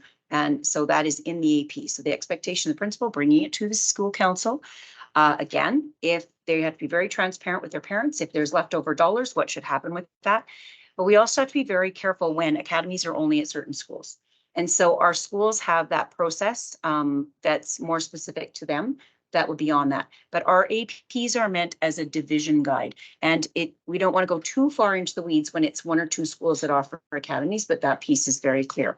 But as for the waiver of fees, that is the application. And that does, if you click on it and look at it, it'll go through what is there for the waiver of fees, what it covers. So the mandatory school fees, transportation fees, et cetera. And then it's got the definition of the different fees. So the families are expected to fill that out. As you know, the principal always has the ability to, they're the backup if needed, that the Associate Superintendent of Corporate Services can reach out to the principal. And so we have cleaned that up. And again, with some changes in policies, we will, if that so happens today, we will have to update the waiver form.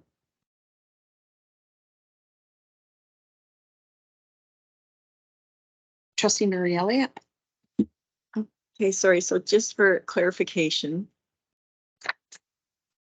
it says under process, the board shall annually approve the type and amount of fees that may be charged by the division as part of the budget process. So I just want to clarify, like, what the board's involvement in this is. So I'm hearing the transportation through the budget process is where the board would have input into what those fees would look like. Non-resident tuition fees, that's kind of set by the provincial government anyways. Program fees, where do those come from? Are you approving?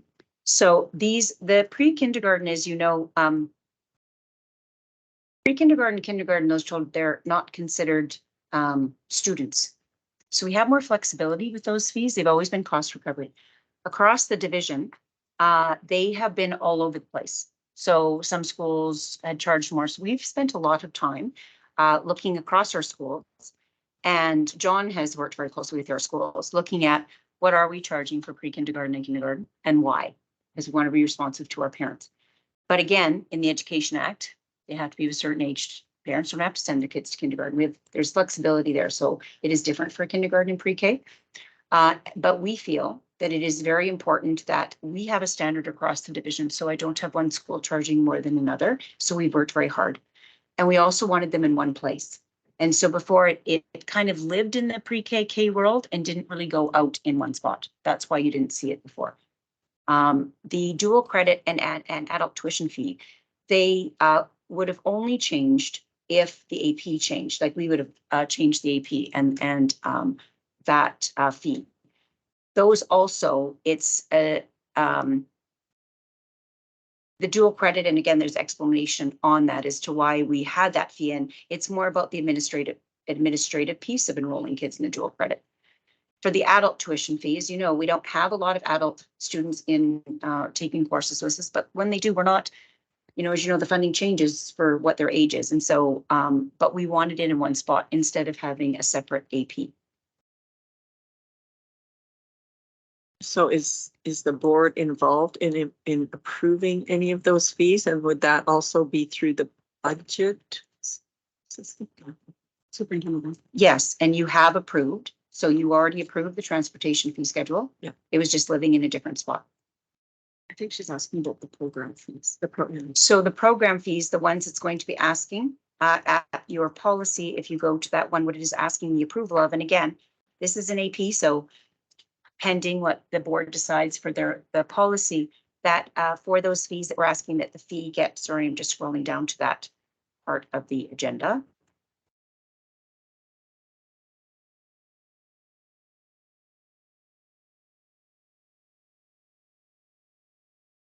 Is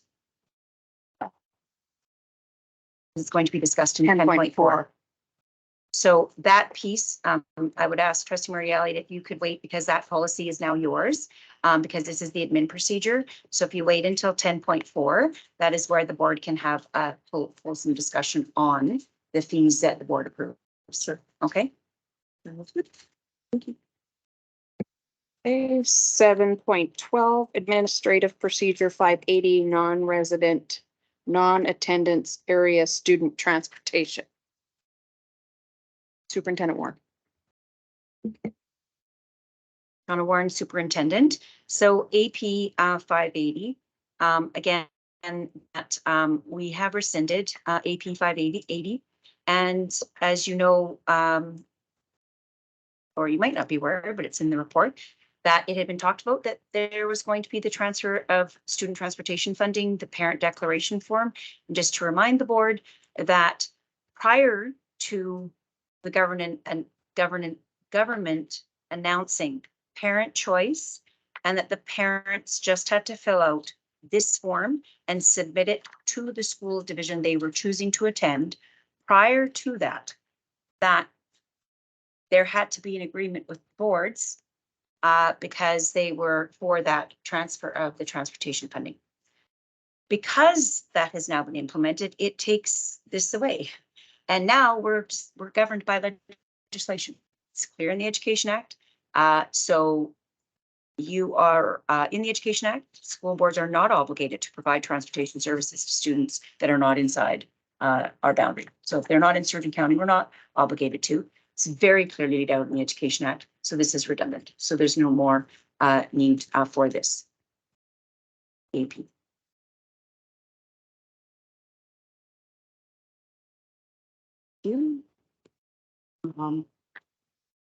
We're going to finish 7.13 and then take a short break. Administrative Procedure 585 Language Immersion Transportation Services. Superintendent Warren.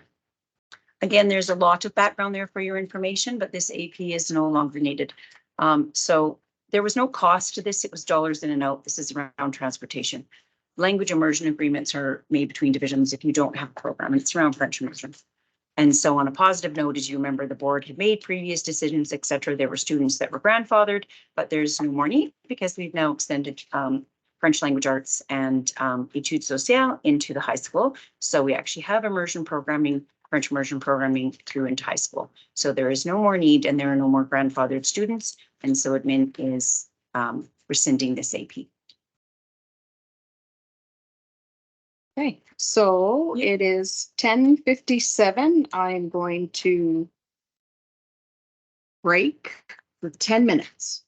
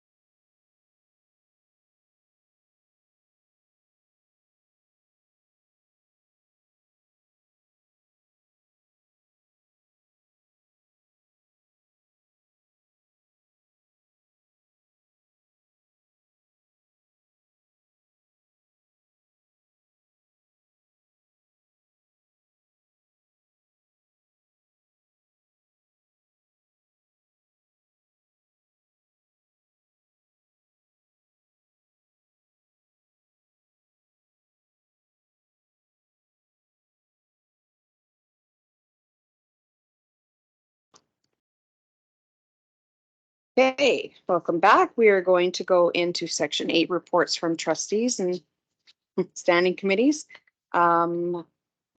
So with my report, I just want to also report again on the meeting with Minister Nicolaides.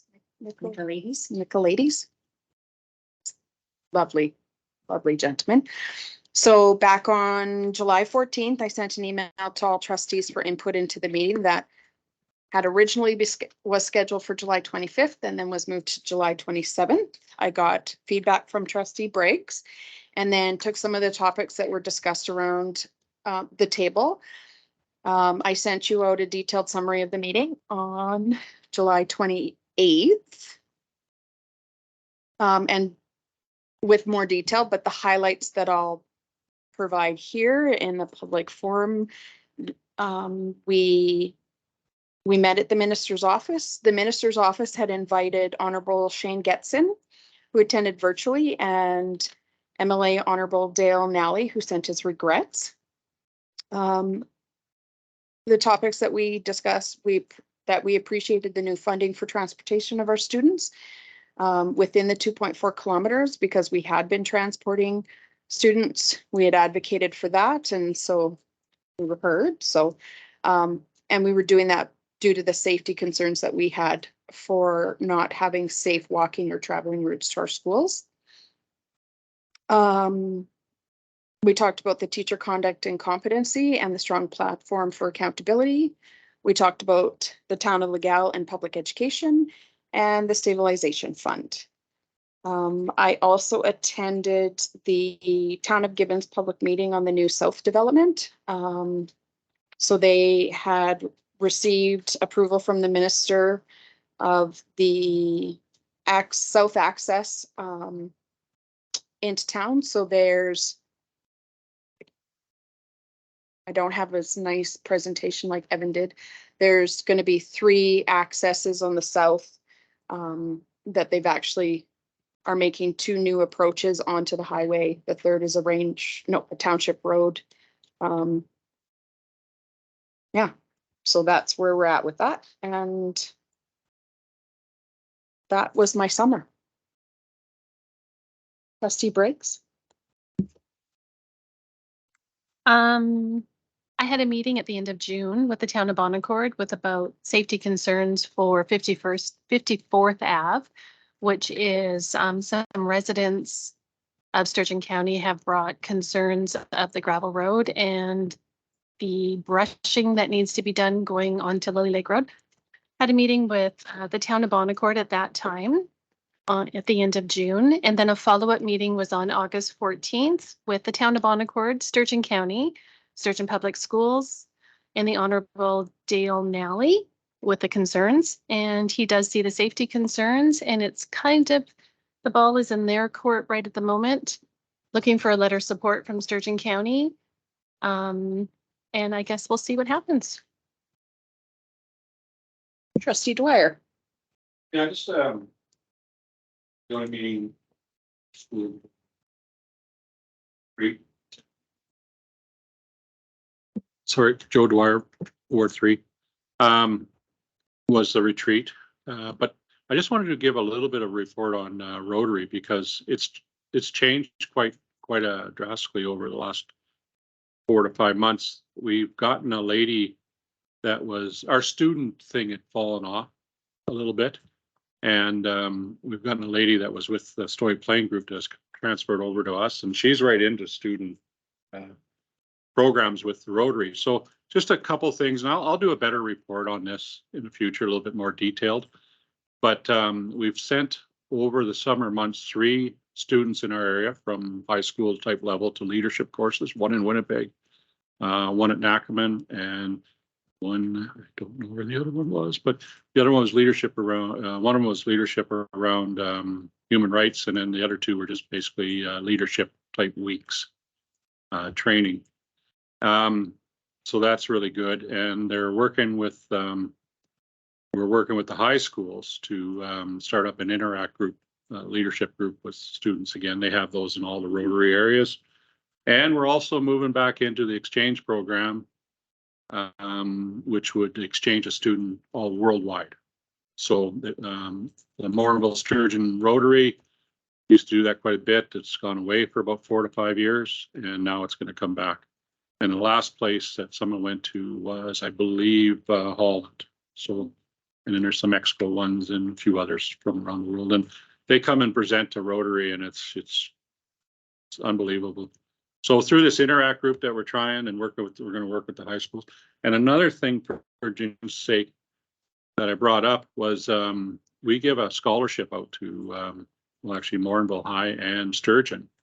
And I said, why aren't we doing it to Redwater? And they will get that same scholarship this year. So I think it's $300. So there's lots happening with Rotary around student involvement, especially if we get these Interact groups going, and there's a lot of money spent on students within Rotary. So, and there's a playground that they're looking at, but I think that's there was going to be a new playground that someone showed interest in one of our schools, but I think that's going to be shifted over to Jessica Martell Foundation playground, which will affect our students that get into some trauma and have a place like that. So those are the type of things going on. And the only other thing is Camilla, which we've talked about. So that's a huge concern. I actually think all our trustees should see it to really understand it. So, but, okay, that's it. Thank you. Trustee Pequin? I took the summer off. There was not much going on for me this summer with the school board. So besides the retreat, that's about it. Trustee Marie Elliott?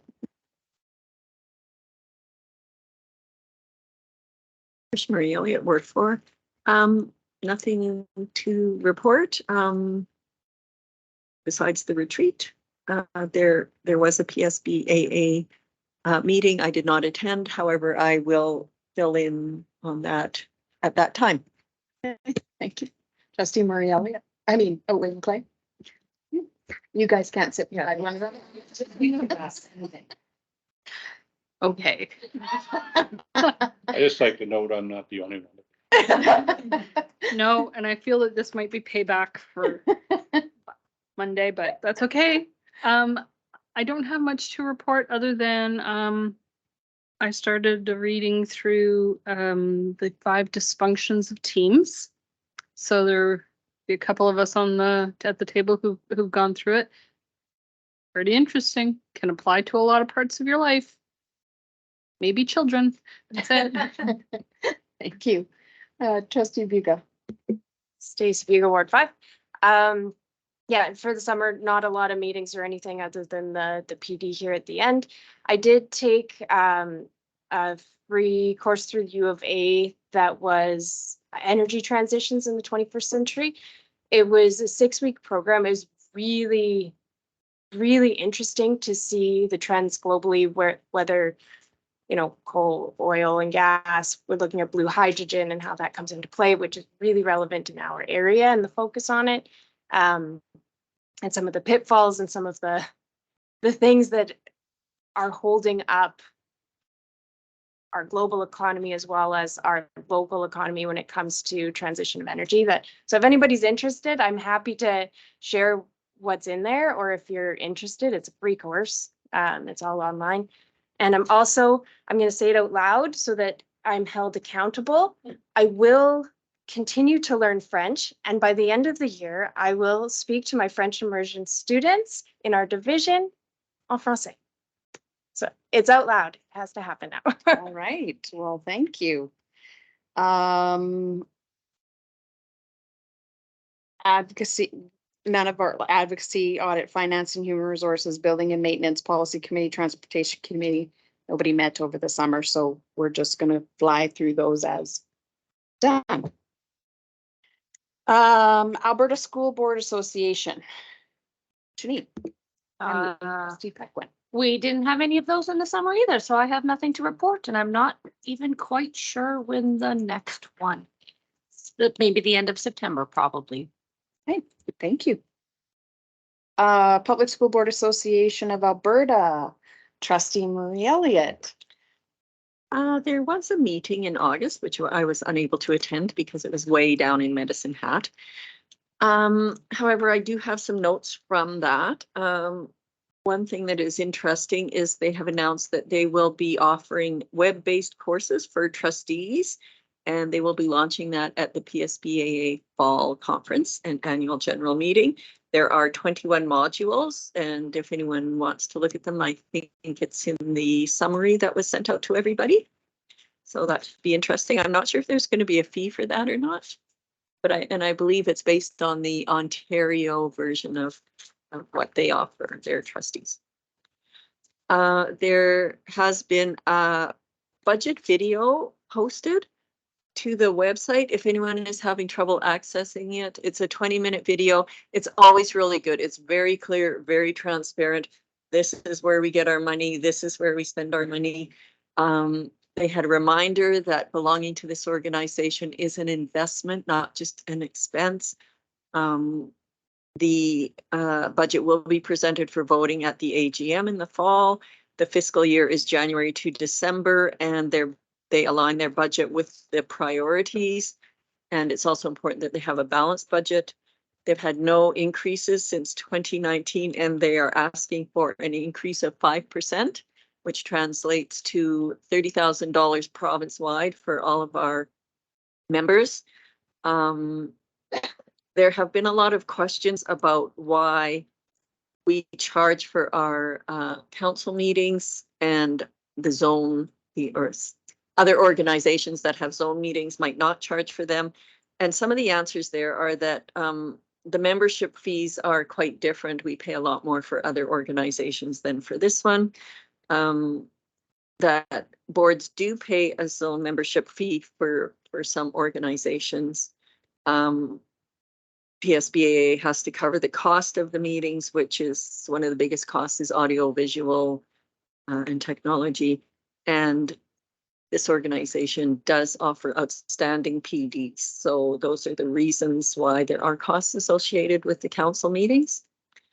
The impact per board, I believe, because they didn't say what each one was, but correct me if I'm wrong, it was about $945 for Sturgeon, the 5% increase. Base or close. Yeah. So, not a big amount. There was a question on why the reserves are not drawn down. Well, the operating reserve is at 100,000. Property and equipment is at 44,000. The personal contingency is at 270,000, which might sound high, but that's what they figure if they were to close, it would cost them to pay out all their outstanding. I think that's a pretty standard reserve that has to be maintained. And there is still $360,000 in the legal fund, which every time it comes up, the members request that remain there for certain reasons that we could discuss if anyone wants to. All the reserves are invested, and the interest income it has gone up, so it is generating some income, and that is, and they would like to use the reserves for specific programs if required, rather than just using it for operational costs. So with the 5% increase in 2024, they have simplified the fee schedule. The income, assuming that we have 2 new members, we have more possibly going to sign. And with the 5% increase, the income would come to about $712,000, and expenses $712,000. So they are expecting a surplus of $147. If anyone has any questions or would like to view the video, let me know if you need any assistance with that. I think we have to, at some point before the AGM, as a board, decide if we are going to support the 5% increase or not. But we don't have to do that right now. They are proposing a slight change to their bylaws, which if you look at the summary, you can get into that further. They have some calls to action that they would like us as boards, as member boards, to take on. Number one, promoting the value of trusteeship, and I think this aligns with what we heard on Monday. It's really important at this time that we're visible in our communities and that everyone understands what we do. The second one is they have asked that we provide our capital plan to them by September 20th, as they would like to create an inventory of all needed projects for members.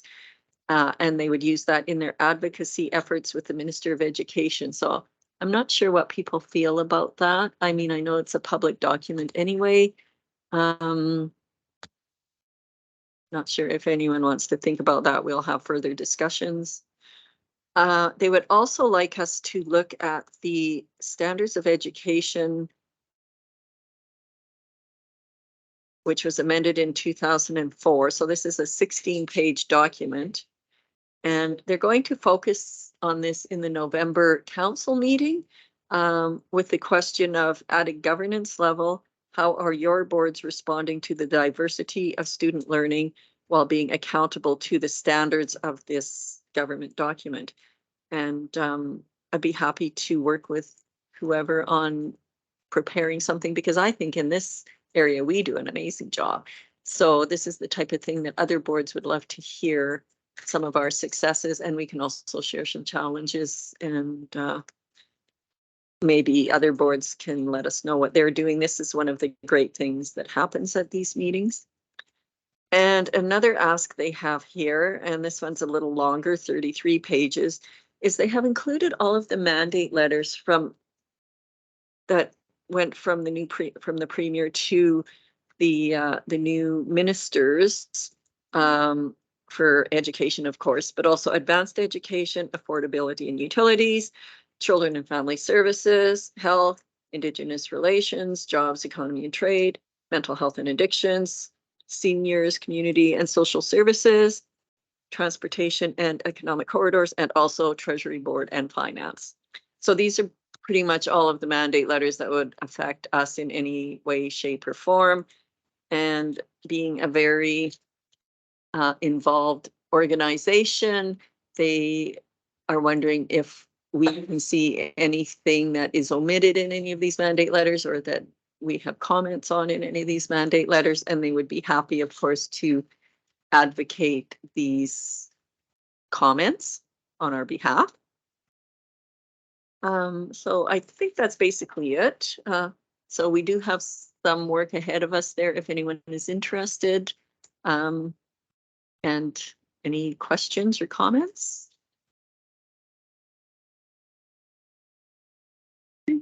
Thank you. Okay. Section 10, new business. Okay. From Monday's PD, we're going to change it up a little, see what we think, then we can provide feedback after. 10.1 policy 310 non-funded students. Can I get someone to put the motion forward? Trustee Buga. Stacey Buga, Ward 5. I motion that the Board of Trustees rescind Board Policy 310 non-funded students as recommended at the August 23rd, 2023 Public Board meeting. Would you like to speak to that motion? I would just say, as the information given in the package recommends, that this non-funded student definition is included in the Alberta Education Act and is no longer necessary in our policies. Thank you. Trustee Otway-McLean, would you like to speak to this? No information is clear at this time. Trustee Murray Elliott. Oh, I was supposed to ask him if you had, but Trustee Murray Elliott. No questions or comments? Trustee Pequin. Trustee Dwyer. No comment. Trustee Briggs. No questions or comments, as it is very clear. Okay. I'm going to call the question. That the Board of Trustees rescind Board Policy 310 non-funded students as recommended at the August 23rd, 2023 Public Board meeting. All in favor? Unanimous. Are they getting through my screen. Moving on to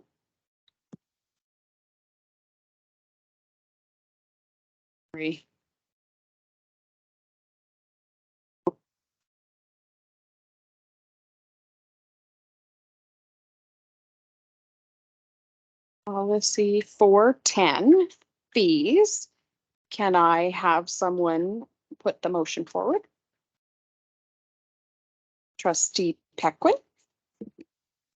I move that the Board of Trustees rescind Board Policy 410 fees as recommended by the Policy Committee that presented at the August 23, 2023 Public Board meeting. And would you like to speak to the motion? Sure, as I was chair of the Policy Committee, that's why I put the motion through. I thought I'd speak to it. We've captured it in other places as the same ones, no need to repeat itself. And we did make, as the Policy Committee, like, we still want to see our transportation. We still want to see as a board. I feel it's important that we see these things and approve them, not through the budget process, but we have seen them ahead of time. So I know senior admin has taken that into account, that we would still like to be an active participant and not just approve it with the budget process. Trustee Dwyer. Trustee Briggs. No problem. Trustee Buga. I would just like to say that I appreciate having the APs presented to us as well. I know that that's not our area to look at, but as we make sure that things are covered and we simplify our policies, I think that's important that we do review the APs as well as admin sees fit. Trustee Otway McLeod. No comment. Trustee Murray Elliott. So just still a little previous to my previous question, or further to my previous. So the 3.0 program fees, is this going to take, are any of these going to take board approval, or are they just going to be presented by administration as part of the budget for board approval? I mean, I don't know if that makes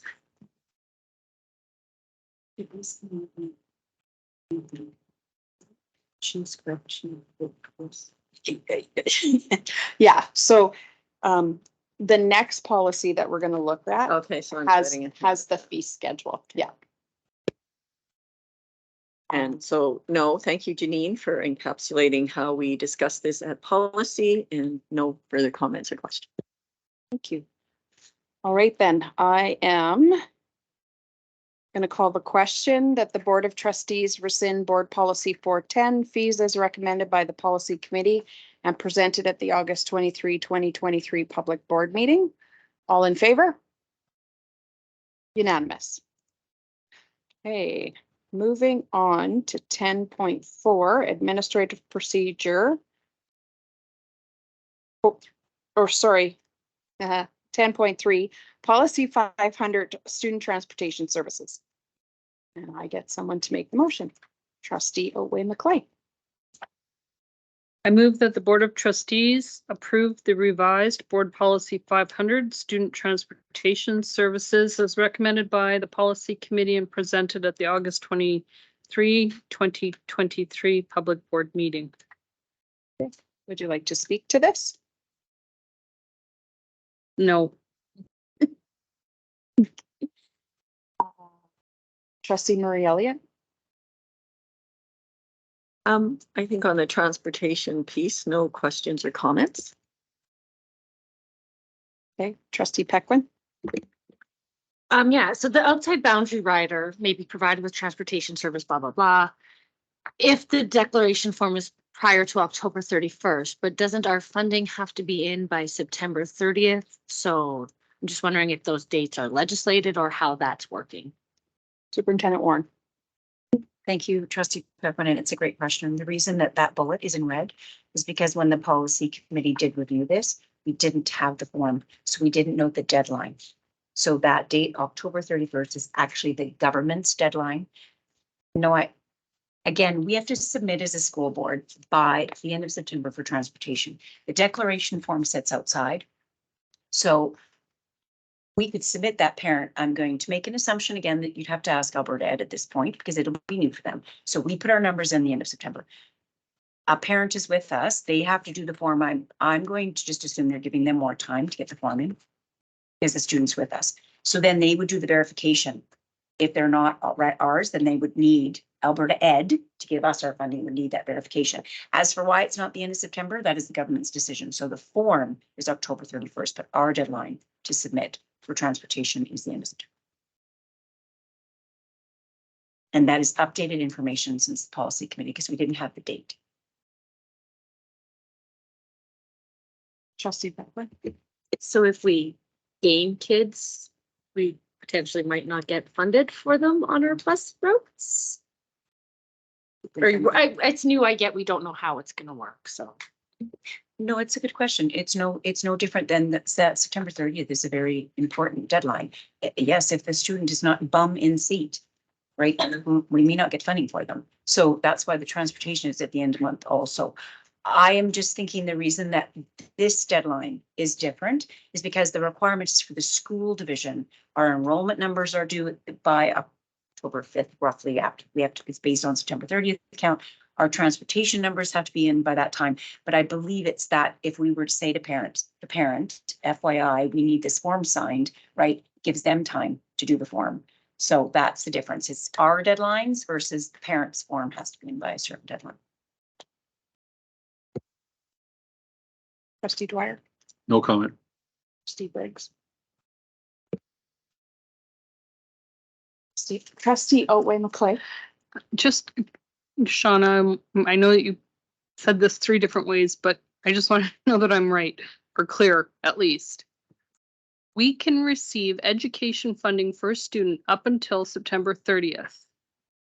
But we could receive a student on October 6th, not get educational funding, but receive transportation funding? Superintendent Warren. No, Okay, good, okay. we have to have the submission in by. This would just be for the government to verify those students, right? So we've submitted, no, our numbers are due. It's the end of September, which is about a week after that they're actually due, but it's based on the end of September. Trustee Buza. Going through this and the track changes document is quite confusing, but having sat in at the policy meetings on this, I know that this wasn't passed quickly or lightly, and everything has been captured in other places and in appropriate ways. So I would support the motion. Okay.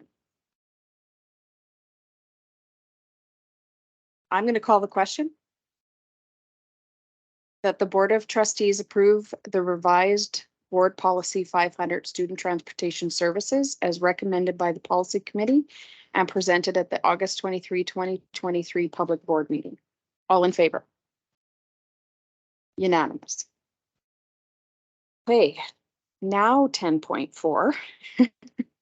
Administrative Procedure 4.6 Fees, Exhibit 1. 2023-2024 full schedule. Can I have someone put forward the motion? Trustee Otway McClay.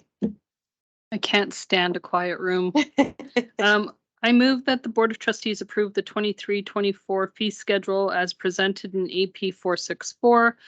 Fees Exhibit 1, 2023-2024 fee schedule at the August 23, 2023 Public Board meeting. And I don't have a comment at this time. I will help in that these are the fees that we had gone through and approved in our budget back in May.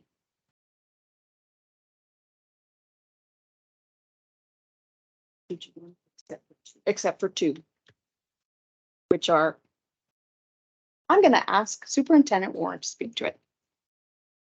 So again, just because there's now a fee schedule. This is to simplify. So when parents are looking, that they're in one spot. Not that they're not, the transportation ones won't be over here or whatever. But there are two fees. It is the non-resident tuition fee because it's sat as its own administrative procedure. That tuition has not changed. Again, it's outlined in legislation. These are kids we don't get any funding for. So again, we always look at what the funding manual, what we would get for the student, and we say, well, you're an international student, blah, blah, blah, it's defined in the Education Act and the funding manual, because you don't get any funding. This is what, if you want to come to us, this is what you have to pay. It's a lot of money. $12,000, it's a lot of money. And if it had lived in its own AP, and we are doing the same thing, just as the board is now going to be looking at for policies, we want to be concise and redundancy. Why? Like, there's no reason for it. So we moved it there. However, because we moved it, the amount didn't change really, except for by 5 cents, I think, because we rounded it, is that now it needs your approval because we just pulled it out of an AP. Okay, so it was a long-standing AP. Same thing with the dual credit, because we moved it out of the AP and we put it into this fee schedule. Now we will need board approval because otherwise, because we changed an AP that had a fee. And so that's why, because again, it was a long-standing, it's just administrative fee, and all the definition of all of them are in there. And again, I'll just reiterate, for kindergarten and pre-kindergarten fees, they are not considered students. In the Education Act, they're children. We don't have to offer programming. Kindergarten is not mandatory, hence why you're not approving those fees. But we want them here. You're not approving them. We just want them in place for standardized across the division. Thank you. Trustee Murray Elliott, do you have any questions or want to speak to a motion? No, I think that clarifies the board's role. So just one last time. So we will be approving this sheet as a whole, or just the transportation fees as part of the budget, or? Yeah. Well, I can say, so moving forward, you, as you did this previous year, you approve the fees that are the board's purview to approve. Because this schedule looks different and we moved those two, this motion, you're approving the schedule, but you're actually reapproving things you've already approved, but there are two of them we're asking for your approval on. We're asking you to approve just those two, but the wording we say to approve the schedule as presented so that it captures the whole thing, because it's going to look like that on the website. Trustee Pequin? So moving forward, as part of our budget presentations and part of our budget approval, we will see this fee schedule every year updated as needed. Moving forward, yes? Correct.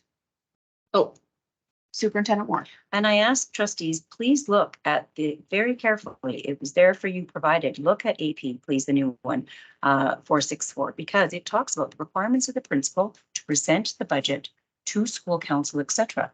You need to know that. You attend school councils. Please read it carefully. We will be reviewing this with admin at admin council on Friday. This is what they are required to do. And so all of you should be seeing that. So please read the AP very carefully so you know the expectation, what you're looking for when you attend your school councils. Trustee Dwyer? I just have a quick question. It's on the two that were added there.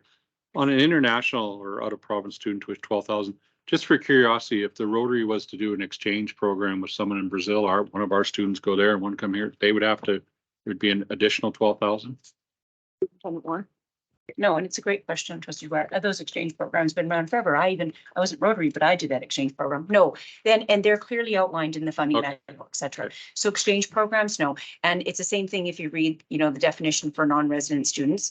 Any students like that as part of an exchange, it's very organized. It's very much an exchange. They would not have to pay that fee. Okay, thank you. No other. Okay, thank you. Trustee Briggs? Just one question to Superintendent Warren. The program fees for pre-kindergarten and kindergarten, those have been standardized across the division now?